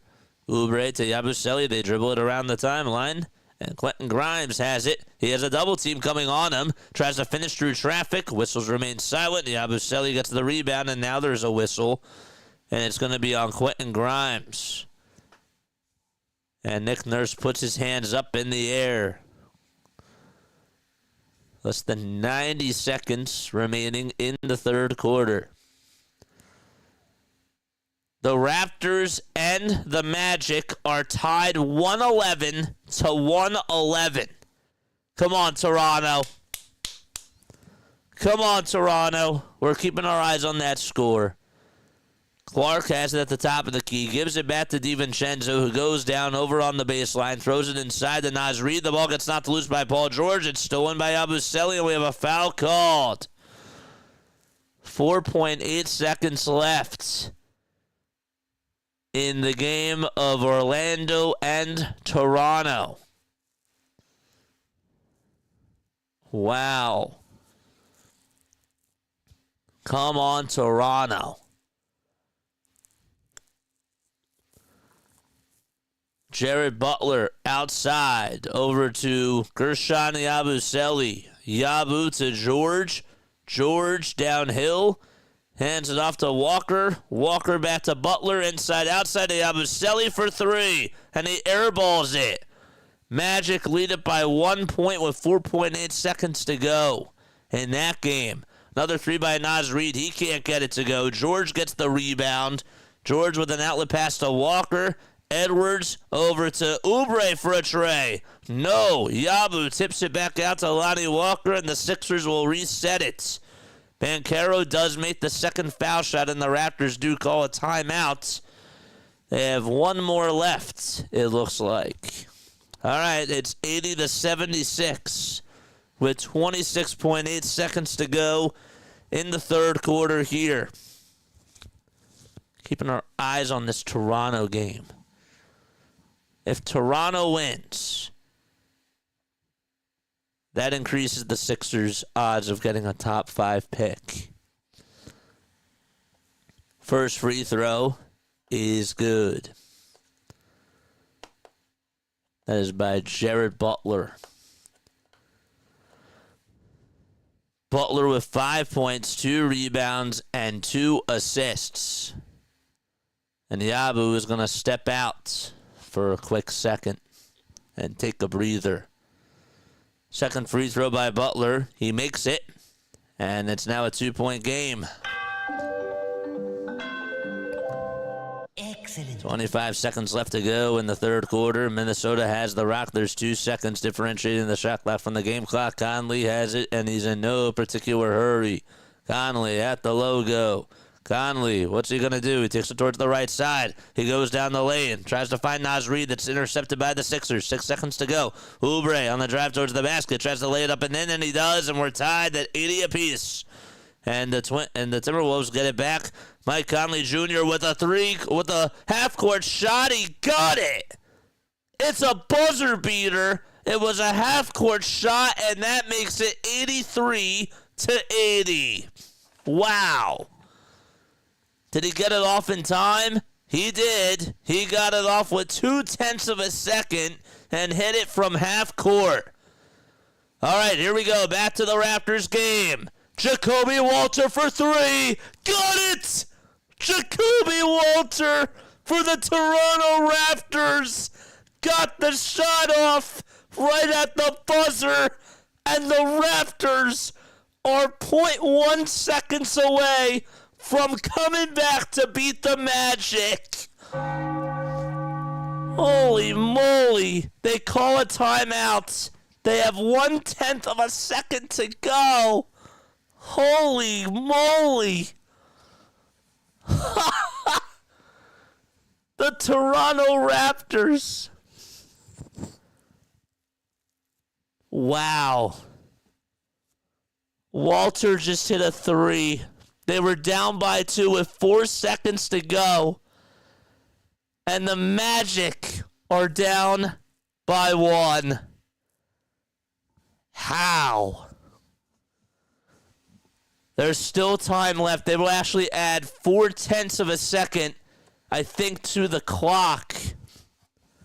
Holy moly. Let's put that game on down here. Where is that? It is 114 to 113. Wow. That's insane. If Toronto wins and the Sixers lose, that increases the Sixers' chances of potentially getting a top 5 pick.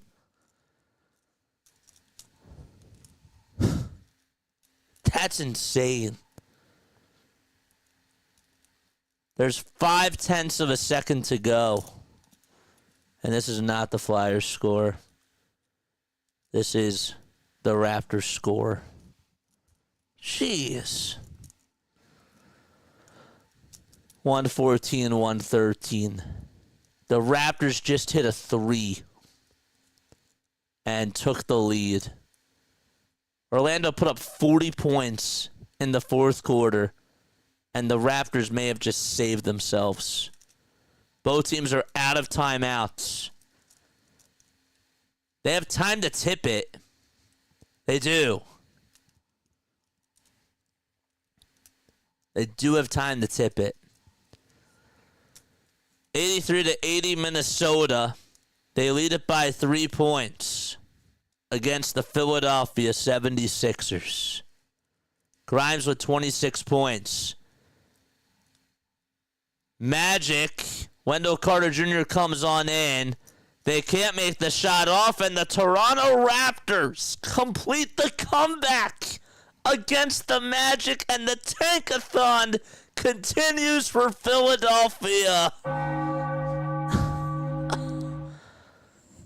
Thank you, Toronto. Jeez. Jacoby Walter with the shot of his life. That is insane. 83-80 as we start off the fourth quarter. Sixers got to take care of business too. Wide open 3. That's up and in for Minnesota to make it 86-80. Are you kidding me? That's wild. That is absolutely insane. Okay, so let's go back to this. Put this back up. Nope, that's not what we wanted.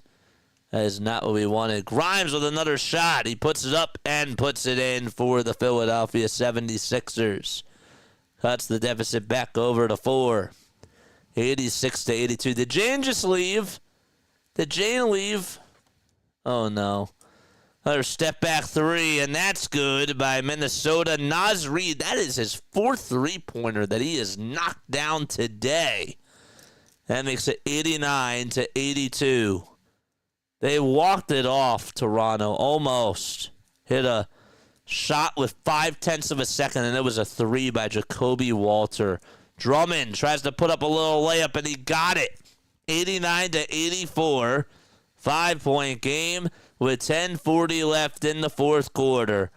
Reed to DiVincenzo. He tries to get some space. Reed will get it back on a catch-and-shoot 3 by Nickeil Alexander-Walker. Bullseye! 92-84. And a timeout taken by Nick Nurse. And the 76ers will be right back. Thank you, Toronto, man. Seriously. That's insane. That is absolutely wild.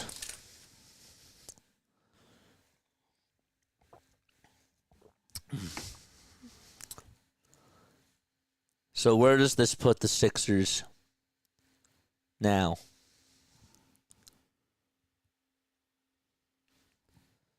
Where does this put them now? So that means if the Sixers lose, then they're 2 games behind Toronto. 2 games. 2 games behind Toronto from getting into that top 5 and having a good chance of getting a top 5 draft pick. That's great. Very, very good. And actually, New Orleans, they're in the top. They're the 4 seed, so they could. They play against the Lakers tonight, right? They do. They play at 10:30. It'd be nice if the Lakers could lose to New Orleans. That'd be kind of nice. I can't believe Toronto hit a clutch 3 in Orlando. It's wild. Everybody sub to JJGO. What's up, Gio?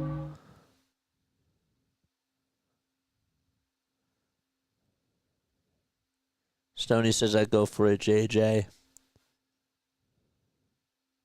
16.5 points a game is not bad. For Quentin Grimes, yeah. I agree with that. Make sure you guys like and subscribe, folks. To tank or not to tank is the question. 92-84, Minnesota in the driver's seat right now. Okay. Jane probably couldn't get over the loss, so she had to leave. Brooklyn is down by 5 with 8:55 to go in the third quarter. They're playing the Spurs. The Bulls are down by 5 to the Cleveland Cavaliers. I have this gut feeling, what if... Wouldn't it be kind of funny if the 2 Western Conference teams just keep winning and the Sixers somehow, some way finish in the bottom 5, but yet get into the play-in tournament? The foul shot is up and in. They call a technical foul on Nick Nurse. Mike Conley hit the technical free throw. Oubre misses a layup. DiVincenzo comes up with a rebound. He dribbles around the screen, dumps it off to Naz Reid, and the right-handed floater by Naz is good. Reid 4 for 9 from 3. 18 points, 6 rebounds, 2 assists as well. And he gets the bucket off of the assist by Dante DiVincenzo. Grimes to Butler on the near wing of the three-point line. One more to Oubre for a catch-and-shoot 3. And K9 fires a strike and hits it from the far corner. 95-87 with 9.5 minutes to go in the fourth. DiVincenzo trying to get some space. Pump fakes over Jared Butler. And Reid another three-pointer. He can't be stopped.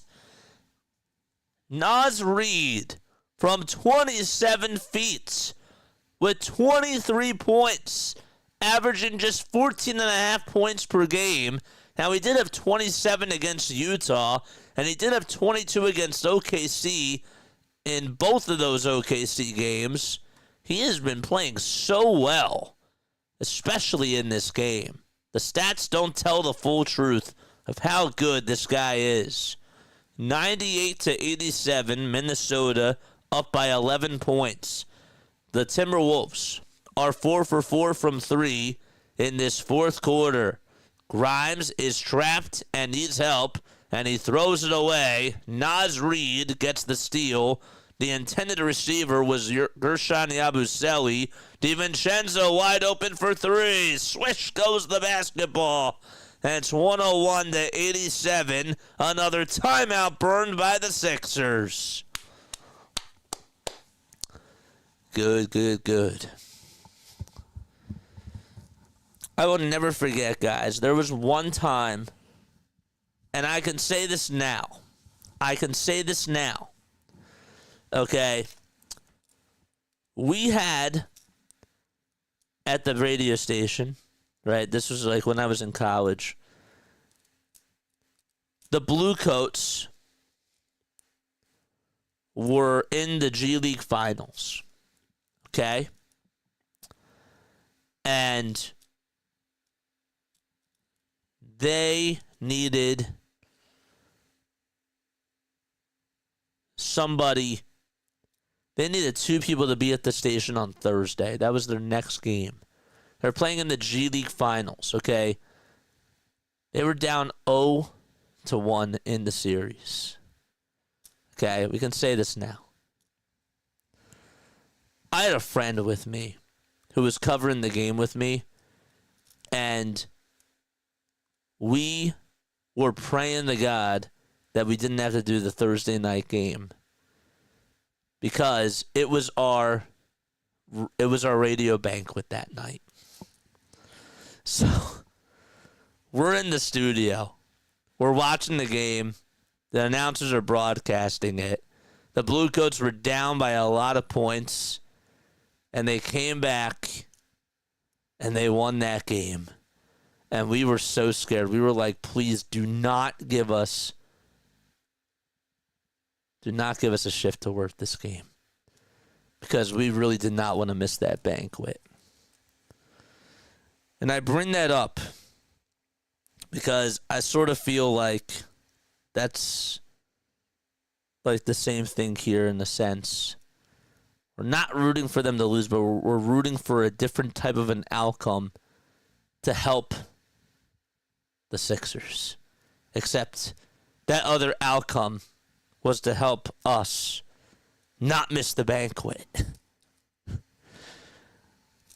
I don't know if that makes sense, but that was really, really funny. I did not miss the banquet. They actually ended up winning that game, and it was nice because I really, really wanted to go to that banquet. I did. And I got to go. We ate some good food, and it was a good night. It was a great, great night. I miss my college radio station days. It was fun. 101-87, Minnesota. Up in front by 14 points. We got 24 likes. We got 16 concurrent viewers on here. Hit that thumbs up button, baby. 8:43 to go in the fourth quarter. A 21-7 run since the end of the third quarter by Minnesota. All right, here's a catch and shoot three by Lonnie Walker the fourth. In and out it goes by Conley Jr. Able to snatch another rebound. 8:25 left to be played in the fourth quarter. Conley throws it over to Naz Reid. He tips it to himself. DiVincenzo off of a catch and shoot. Tries to put up a three-pointer. Can't do so. Walker loses the ball. And we have a loose ball foul called on Minnesota.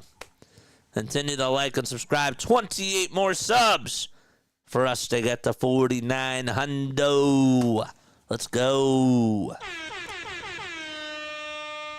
Feel free to like and feel free to subscribe as well. 101-87. Oubre has the ball at the Toyota sign.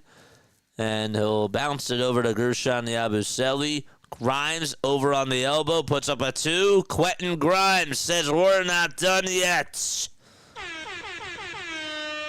101-89. Grimes with 33 and 2. Notice how he said that. 30 points, 3 rebounds, and 2 assists as well. There's a foul called on the other side, I believe. Actually, sorry, the Sixers will get the inbound. There was no foul. The ball actually went out of bounds. If you're tuning on Twitch, hello. Welcome on in. Hit that thumbs up button and subscribe to the channel as well. We've been live for, 2 hours and 7 minutes and 40 seconds. 101-89. Butler on the drive to the basket. Can't get the soft touch to go. The rebound goes to Butler, though, as he throws it into the backcourt. Dante DiVincenzo will tip it over to Naz Reid, and Reid lays it in.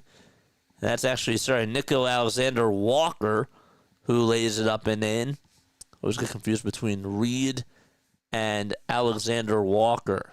Grimes goes downhill, gets it blocked by Naz Reid, and Grimes did touch it last. 103-89 and less than 7 minutes to go in quarter number 4. And the T-Wolves will call for a timeout. We'll be right back in just a few moments. Don't go anywhere.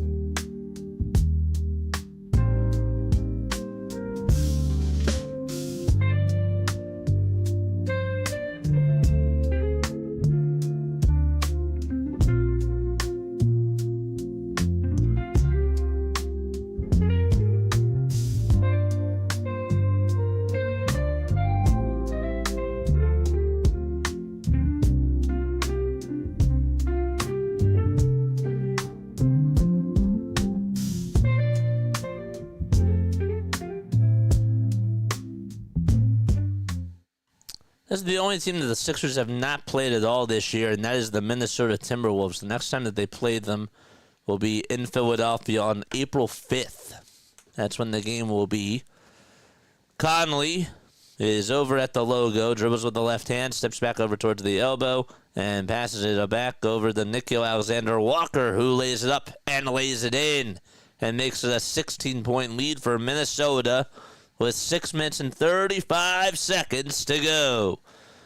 After this, we will be doing a little post-game show, and then we'll maybe watch the end of the Brooklyn-San Antonio game, even though it's not really looking so good. It is a 19-point deficit for Brooklyn against the Spurs. 6:26 left to go in the fourth quarter, and Oubre is going to head to the foul line, and he will try to make 2 points. What the heck happened here? There we go. I was like, wait, why did that disappear? If you're tuning on in, welcome on in. Hello, everybody. Get active in the chat. Foul shot by Oubre makes it a 13-point ball game. Excellent. It's 105-92, 6 minutes and 20 seconds remaining in the fourth quarter. DiVincenzo with the bounce pass over to Julius Randle. The ball gets knocked loose by Oubre. Oubre tries to save it, and it goes out of bounds. I need Andre to get 2 more rebounds. How much money do you win? Do you get 1K? Do you get 1K, my guy? Andre Drummond is in foul trouble, so I don't think he's going to come back in. There's a catch-and-shoot 3 by DiVincenzo. Swish goes the basketball. A flamethrower from Dante DiVincenzo. And that makes it 108-92. Butler towards the right side. Goes towards the left and passes it over to Oubre.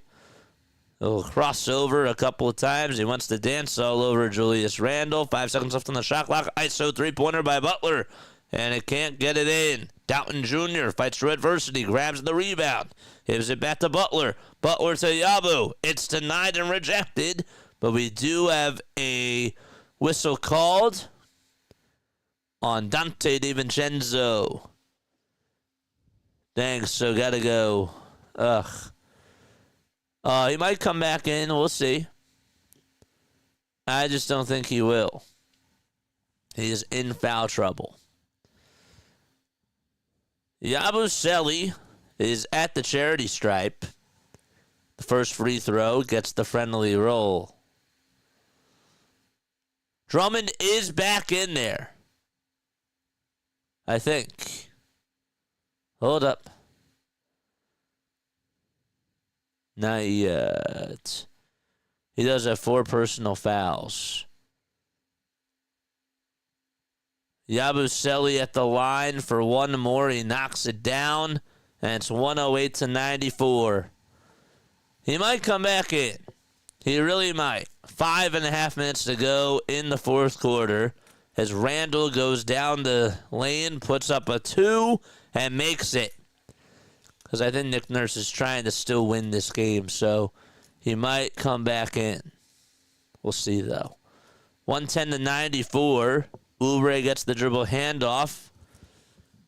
And what's he going to do now? Butler at the top of the key. Don't forget to like and subscribe, folks.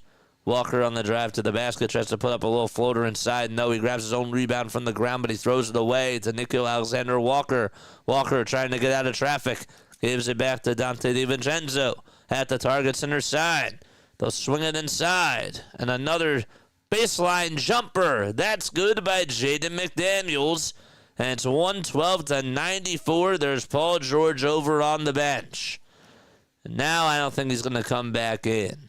Oubre down low to Yabu. And Yabusele with the little reverse layup makes it a 16-point deficit. Sixers are down 112-96. Alexander Walker on the elbow, heads down the lane, puts up a 2 and 1. And Lonnie Walker, the fourth, called for a shooting foul. The Cavs are up 104-101 with 8:41 left to go. That is in the fourth quarter. Is the Spurs game on TV? That's what I want to know. 115-96. It's actually 114-96. It's been a 34-16 run ever since the end of the third quarter. We do have a post-game show, and then we'll see how the Spurs game is going, and if it's getting closer to maybe within 12 going into the fourth quarter, then we'll do it. 4:10 left to be played in the fourth quarter. A layup by Jared Butler. Got it to go. Timeout taken by Chris Finch. And the Sixers will be right back. Excuse. What are we at? The 2-hour, 15-minute marker. Again, continue to like and subscribe. We need 30 more views, guys, to get us to 300. I appreciate all you guys for being on here, man. I really do. It's been a fun ride for us this year as far as getting to know you guys. I know that the Sixers have had a down year, but I, again, just want to let you all know that I truly, truly appreciate all the love and the support that you guys have been giving us. I really mean that from the bottom of my lovely, lovely heart. Let's see here.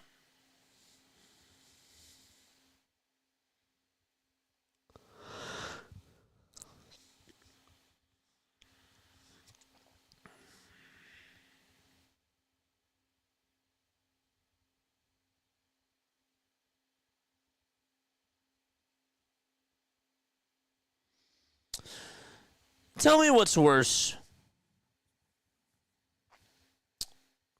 The process, the process, the 9-72 season, or this.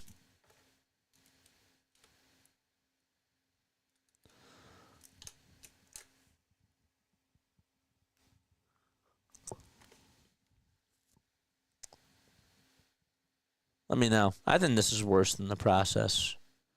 Randall with a step back, foul line. Jay connects. 117-98 as he hit it from the foul line. 16, 8, and 5 for Julius Randle. Council with a little teardrop, can't get it. And the rebound goes to Minnesota. And this is just about over, it looks like. 117-98, 3:32 left to go in the fourth quarter. Dante DiVincenzo saying goodnight to Philadelphia as he hits the late shots to put them up 22 points. And with 3 minutes and 13 seconds to go, that should pretty much wrap it up. Butler is fouled for Philadelphia.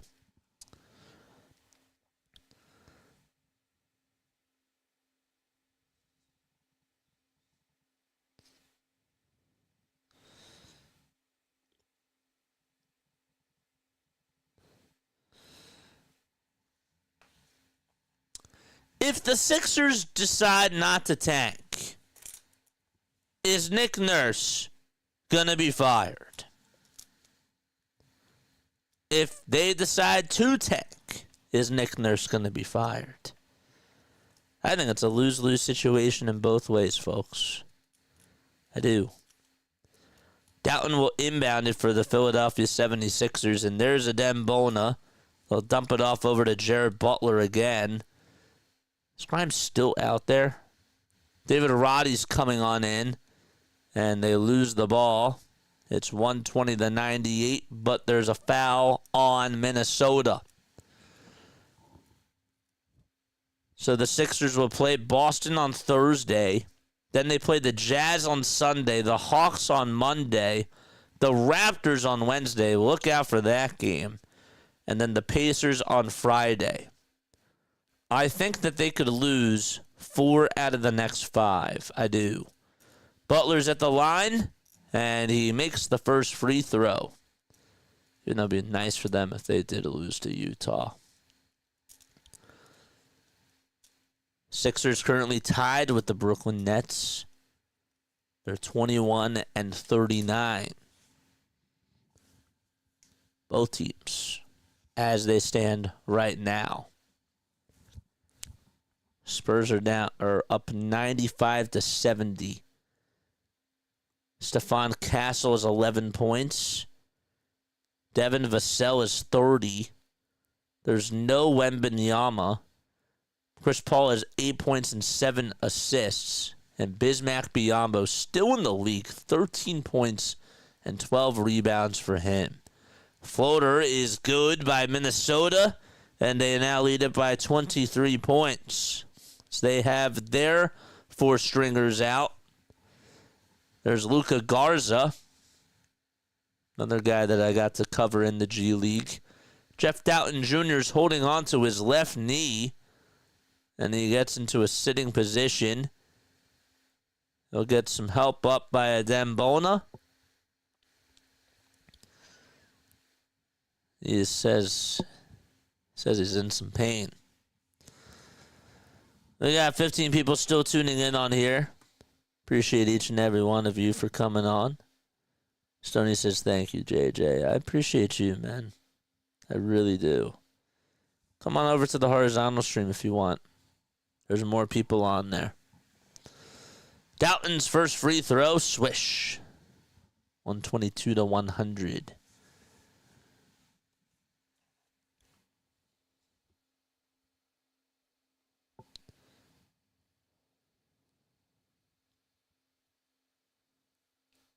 It's just crazy.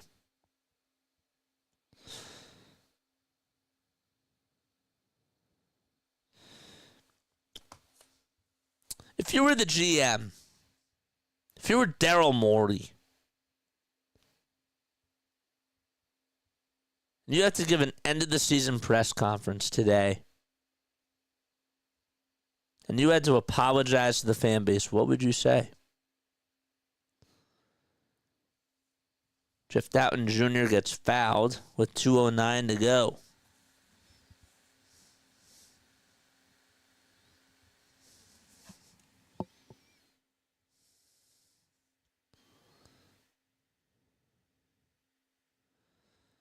Sixers tanking to get flag. Embiid gets surgery now and is good for next season. Maxey spasms floaters next year. Yaba resigns with the Sixers. Sixers trade for KD. McCain is back next season. Quentin Grimes is him. And the Raptors won again. This is Aiden Laporta. 2 minutes and 9 seconds to go in the fourth quarter. And the second free throw, good by the Sixers. Excellent. There's Crunch, who is the mascot for the Minnesota Timberwolves. Has to be very happy with how his team has done today. Luka Garza looking to try to get the rock at the top of the key. He tries to go downhill. And there's a shot that goes up and another foul called with less than 2 minutes to go. Are the Nets stuck right now? It's 99-80 as they go into the fourth quarter. Okay. And we will have a postgame show. We'll talk about this. Right now, for Minnesota, they lead it by 19. There's 3 seconds left on the shot clock. Sixers get a rebound. So they have Alex Reese out there. He's making his Sixers debut, called up from the G League. And he loses the ball. And we have another foul called. Josh Minot is out there for Minnesota. He's 22 years old. Then you got Leonard Miller. Also have Jesse Edwards, not related to Justin Edwards. Luka Garza, of course, and Rob Dillingham. First free throw, no good. There's Justin Edwards having a little laugh on the bench with Andre Drummond. Stoney's here. He made his way over. It's like, get me out of the vertical stream. You know why I use it? Because I use it because there are people that just like that just like to listen to the game, but also it's an easier way for me to cut shorts, and that's why I like to use it.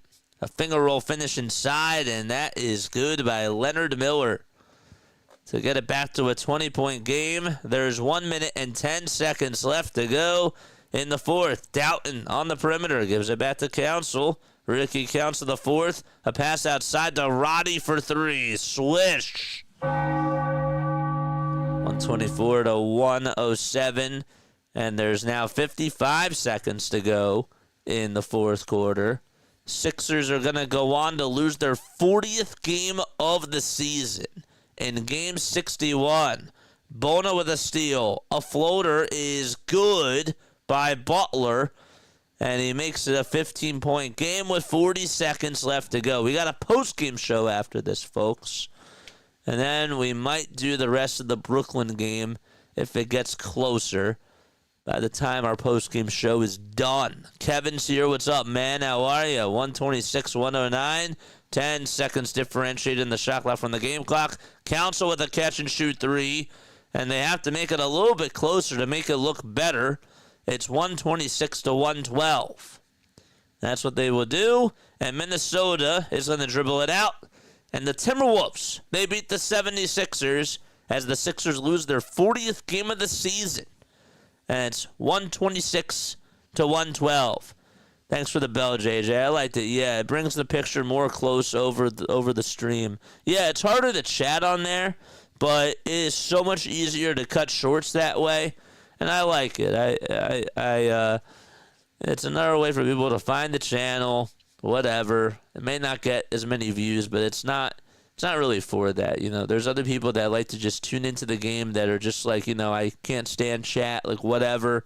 It gives them an extra route. And it's also good for us because it gives me extra shorts to cut. Nasri had 23 points today, was shot the ball 9 for 18 from the field, and did really, really good. These are my shorts. That's exactly correct. Scotty just posted the shorts down low. So the Sixers lose by a final score of 126 to 112. And so let's talk about today. Okay. Let's go to the monologue screen. And I want to hear your thoughts too, but here's what I got to say. Okay, first of all, we don't need this. This can skedaddle. There we go. And we got to change our little thing. Positives today. Please, Daryl Morey, give whatever you can to extend Quentin Grimes, give him every single dollar that you can, because this guy is legit.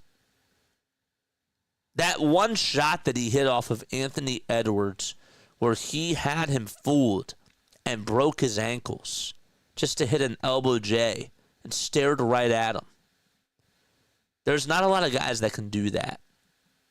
This guy has superstar potential, and he's showing it to you over the last couple of days. Please, for the love of God, keep this guy and sign him and make sure that he gets the money. I've seen enough. I've seen enough. You fleeced the GM of the Dallas Mavericks, even though you had to give up an extra draft pick to go get that guy, which was not necessary. But guess what? This guy is potentially a star in the making, and he deserves a bigger contract in Philadelphia. You have the chance to produce a very good guard lineup next year with Maxey, Grimes, and McCain. I will take that any day of the week. That might be one of the best guard lineups in the NBA next year. So that is the positive that I took out of today's game, is that this guy, during this tanking process, just continues to be a very good shining light for the Sixers. Gave you 39 minutes. He was 12 for 18 from the field. This guy can play. Jared Butler played today for 25 minutes. Got you 11 points. Haven't really been too impressed with Jared Butler ever since he's come over here. But it was worth a shot. He's 24 years old, right? He's 24. And I don't know, like, he's not like getting like a lot of minutes. Like, if he were to get 28 minutes, he probably would be getting like 14, 15, 16 points. But he's doing some all right things off the bench. I do like Jared Butler. I think that he's okay. I think that in this type of a role, and the type of role that he would be in next year, it wouldn't be like a high impact role. And he might be deeper in the bench. You know what I mean? He might be deeper in the bench.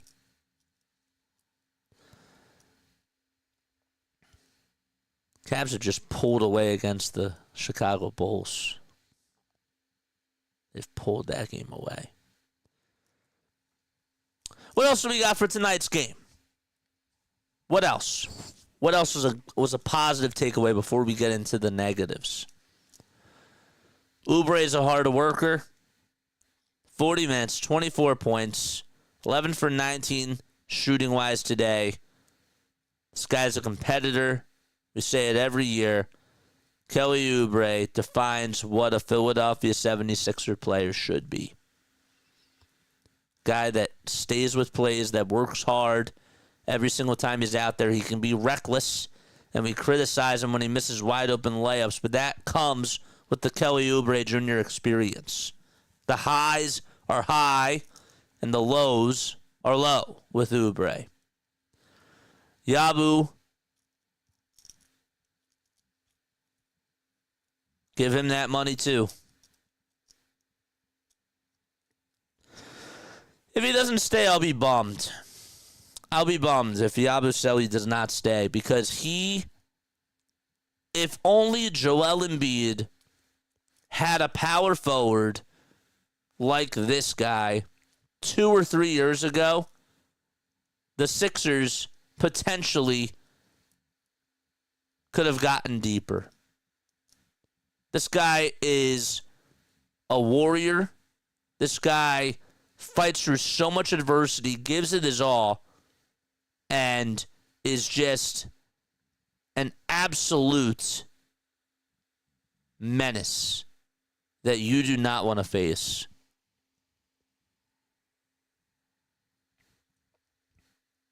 I like what he does. He's feisty. He scratches, he claws. He can catch and shoot and make threes if you leave him wide open. That's why we like Lauri Markkanen. But we don't need a catch and shoot power forward if we keep this guy. We just don't. Walker hit another three today. Played all right in 22 minutes. Saw Alex Reese out there for the first time. Thought that was funny. But yeah, that's how I feel about this game in regards to individuals. Again, I'll get to your comments in just a little bit because I do want to hear what you guys have to say.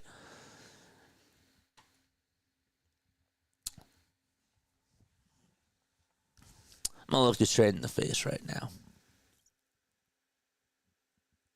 I think it's so sad that we have a team who's not even trying to lose, and yet they're just losing these games. It's funny, but it's really sad. Nick Nurse is trying to win. He is trying to win. He makes a challenge in the third quarter on what could have been a goaltending. It was a goaltending. And the Sixers got the ball back. This guy takes Andre Drummond out with 4 personal fouls. That's how you know he's trying to win. That is how you know that this man is still trying to compete and fight for going into this play-in tournament. He played Paul George for a while until the game got out of hand at the very beginning of the fourth quarter. Quentin Grimes was still playing 38 minutes a game. Shut everybody down and play Council, play Roddy, play the younger guys, folks.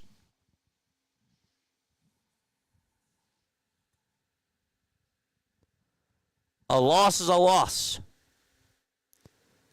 And this was a good loss for this case.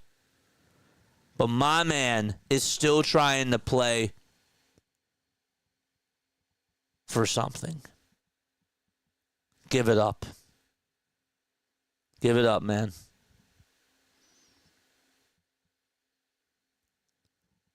It doesn't make sense.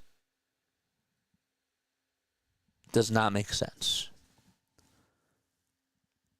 My mind is boggled because, again, another thing that stands out to me is Yabu plays 36 minutes. Paul George plays 30 minutes. Oubre plays 40 minutes. And Oubre had an injury before. The guys that should be getting 35 to 40 minutes. 35 to 40 minutes he should be playing.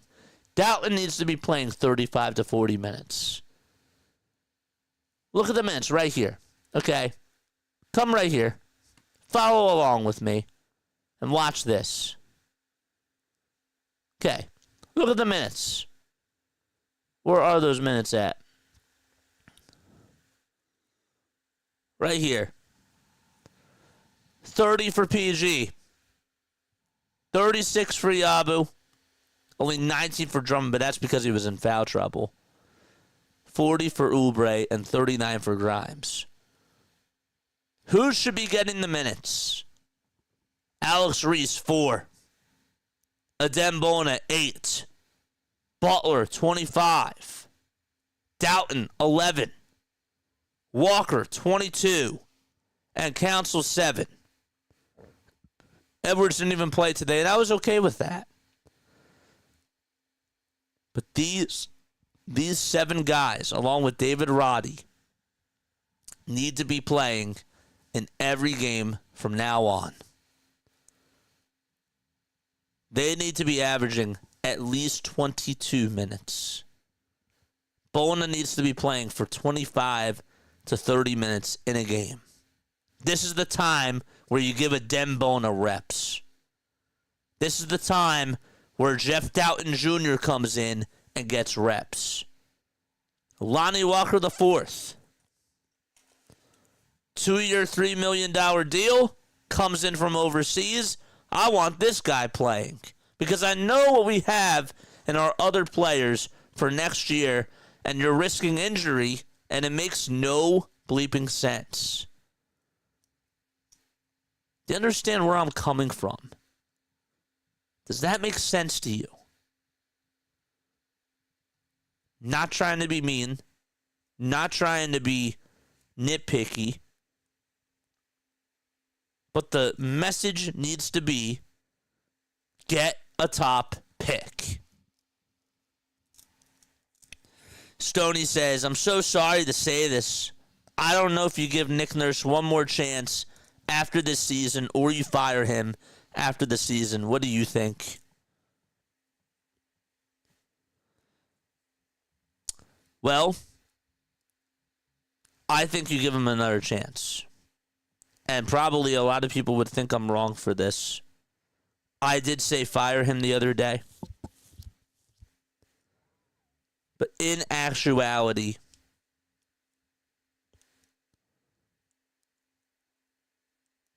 I would give him one more chance because we haven't been healthy this year. And it's not fair to an extent when you've had only one lineup consistently for 6 games. That's hard. That's really hard. They've only had one consistent lineup from 1 through 5 for 6 games. That's terrible. That's awful. So, as bad of decisions that this guy makes, at the end of the day, talent wins championships. Who are you bringing in? Unless you can go get yourself a Mike Brown or maybe a Monty Williams, which I would consider. I would consider getting Monty Williams. Then I think that you're going to have to be stuck with Nick.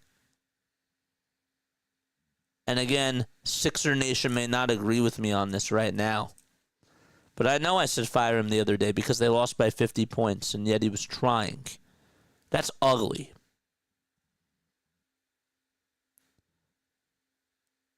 But is it fair to fire a head coach who has only had 7 times this year where his lineup was fully healthy and they had a consistent 1 through 5? I don't think that's fair. I don't. To be devil's advocate, though, hey, JJ, Embiid gets hurt last year. Sixers try to find a way to stay afloat. And at least they were playing competitive basketball. They were down by 29 points to New Orleans, if you remember. Actually, it was 32 to New Orleans.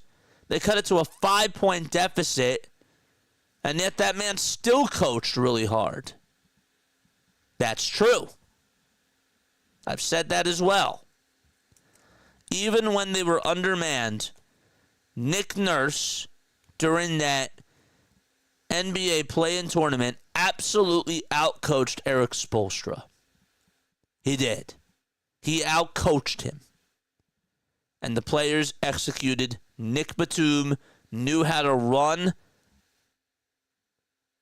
through a screen and knew what he had to do as a passer. But they drew up plays to get guys open and break the zone defense. That's what they did. And so, bottom line is that I would give Nick Nurse, if I'm looking at this through a clear glass, I would give him another year. Even though it may go down as a wrong decision, because he hasn't had a consistent lineup. Hopefully that makes sense.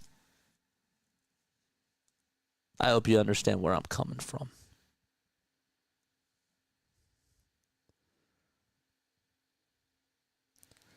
The Nets have actually cut it to a 14-point game. We'll watch the end of this. They've cut it to a 14-point game with 4 minutes and 21 seconds to go. So let's see how they do here. Let's see if the Sixers can actually increase their chances.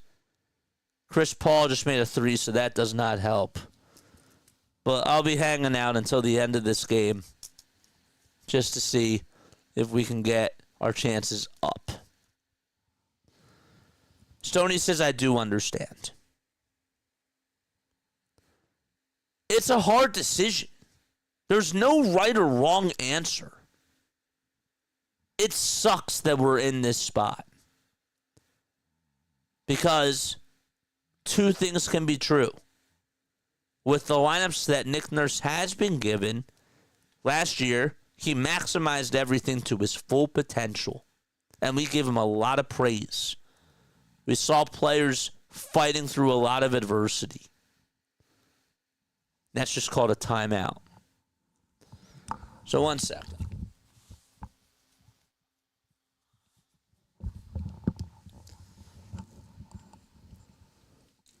There isn't, because I'm 50-50 with it, says Stoney. Yeah, there's literally no right or wrong answer. It just sucks. The other thing too, and nobody talks about this. You say fire Nick Nurse. Sometimes subtraction is better. But also, who are you bringing in? If it's Mike Brown for Nick Nurse, fine. If it's Mike D'Antoni for Nick Nurse, I wouldn't do it personally. I know that that's Daryl Morey's guy, but I wouldn't do it. If it's also, who else? Mark Jackson?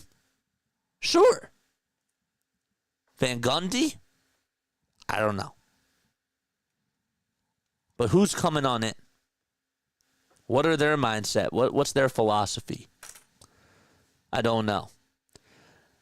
All right, so let's go to this Brooklyn game.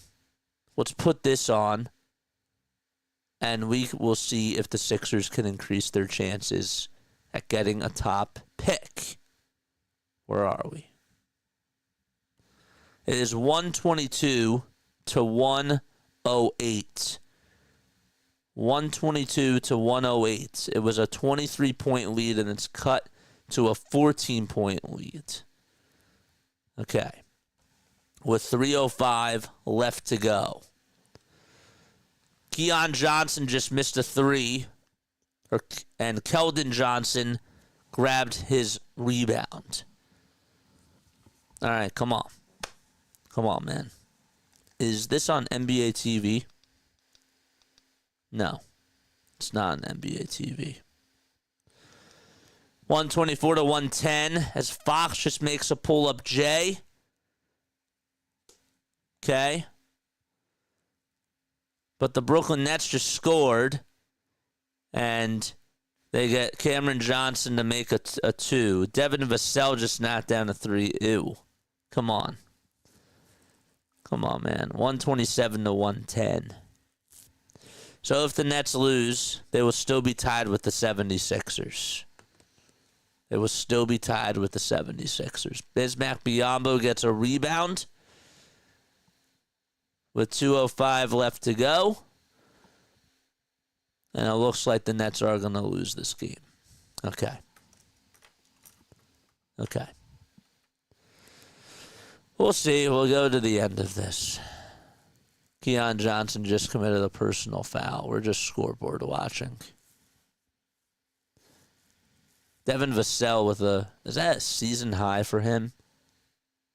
37 to 15. Or 37 points for him. That's pretty wild. 24 years old. That has to be a season high for Devin Vassell.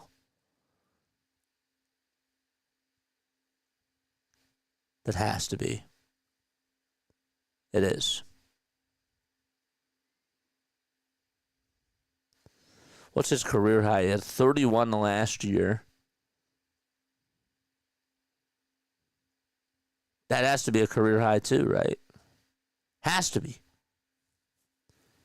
Has to be a career high.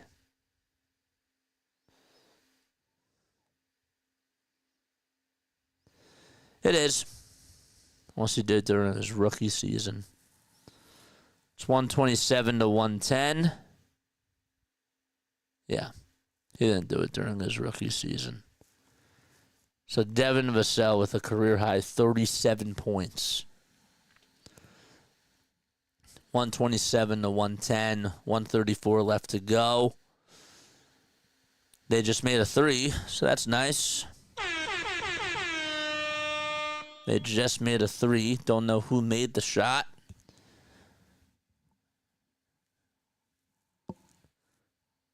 So it's 127 to 113. It was Derek Whitehead, that is. Spurs missed another shot. It was from Devin Vassell. 59.7 seconds left to go in the fourth quarter. Maxwell Lewis gets a defensive rebound off of a missed shot by Tyrese Martin with 53 seconds. And Vassell comes up with a defensive rebound there. Blake Wesley just missed a shot with 42 seconds to go. That's going to wrap it up. So the Brooklyn Nets are going to lose to the San Antonio Spurs by a final score of 127 to 113.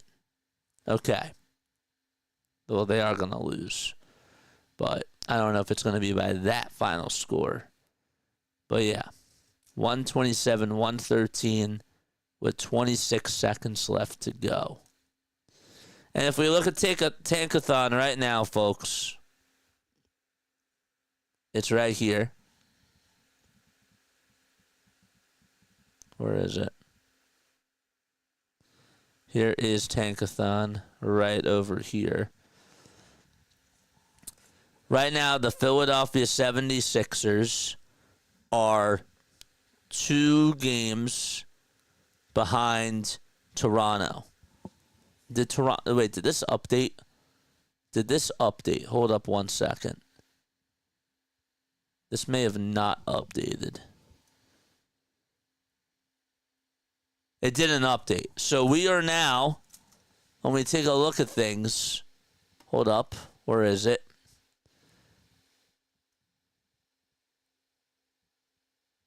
We're now 1.5 games behind the Raptors. And we play them next week. We're 1.5 games behind the Raptors from finishing in the final 5. It's good. That's very good. If the Pelicans could lose, that'd be very helpful too. Or the Pelicans win against the Lakers, which I don't see happening. But that would be helpful. That would be great. But yeah, good stuff. We made some ground up tonight.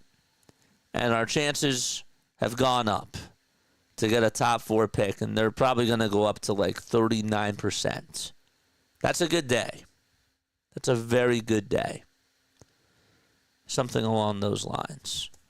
All right, I'm done babbling. We've been on here for 2 hours and 51 minutes. Today was another quick basketball game, though. But I love you all to death, and I will catch each and every one of you tomorrow afternoon for another Philadelphia Phillies game. Again, the 5K for MLB opening day campaign is still alive. And we are going to get there. All right? 128 more to go. Even if we just get 3 a day, that sets us up for a good amount. And I like that. All right, love you all to death. I'll catch you all tomorrow. Go Phils. See ya. Bye.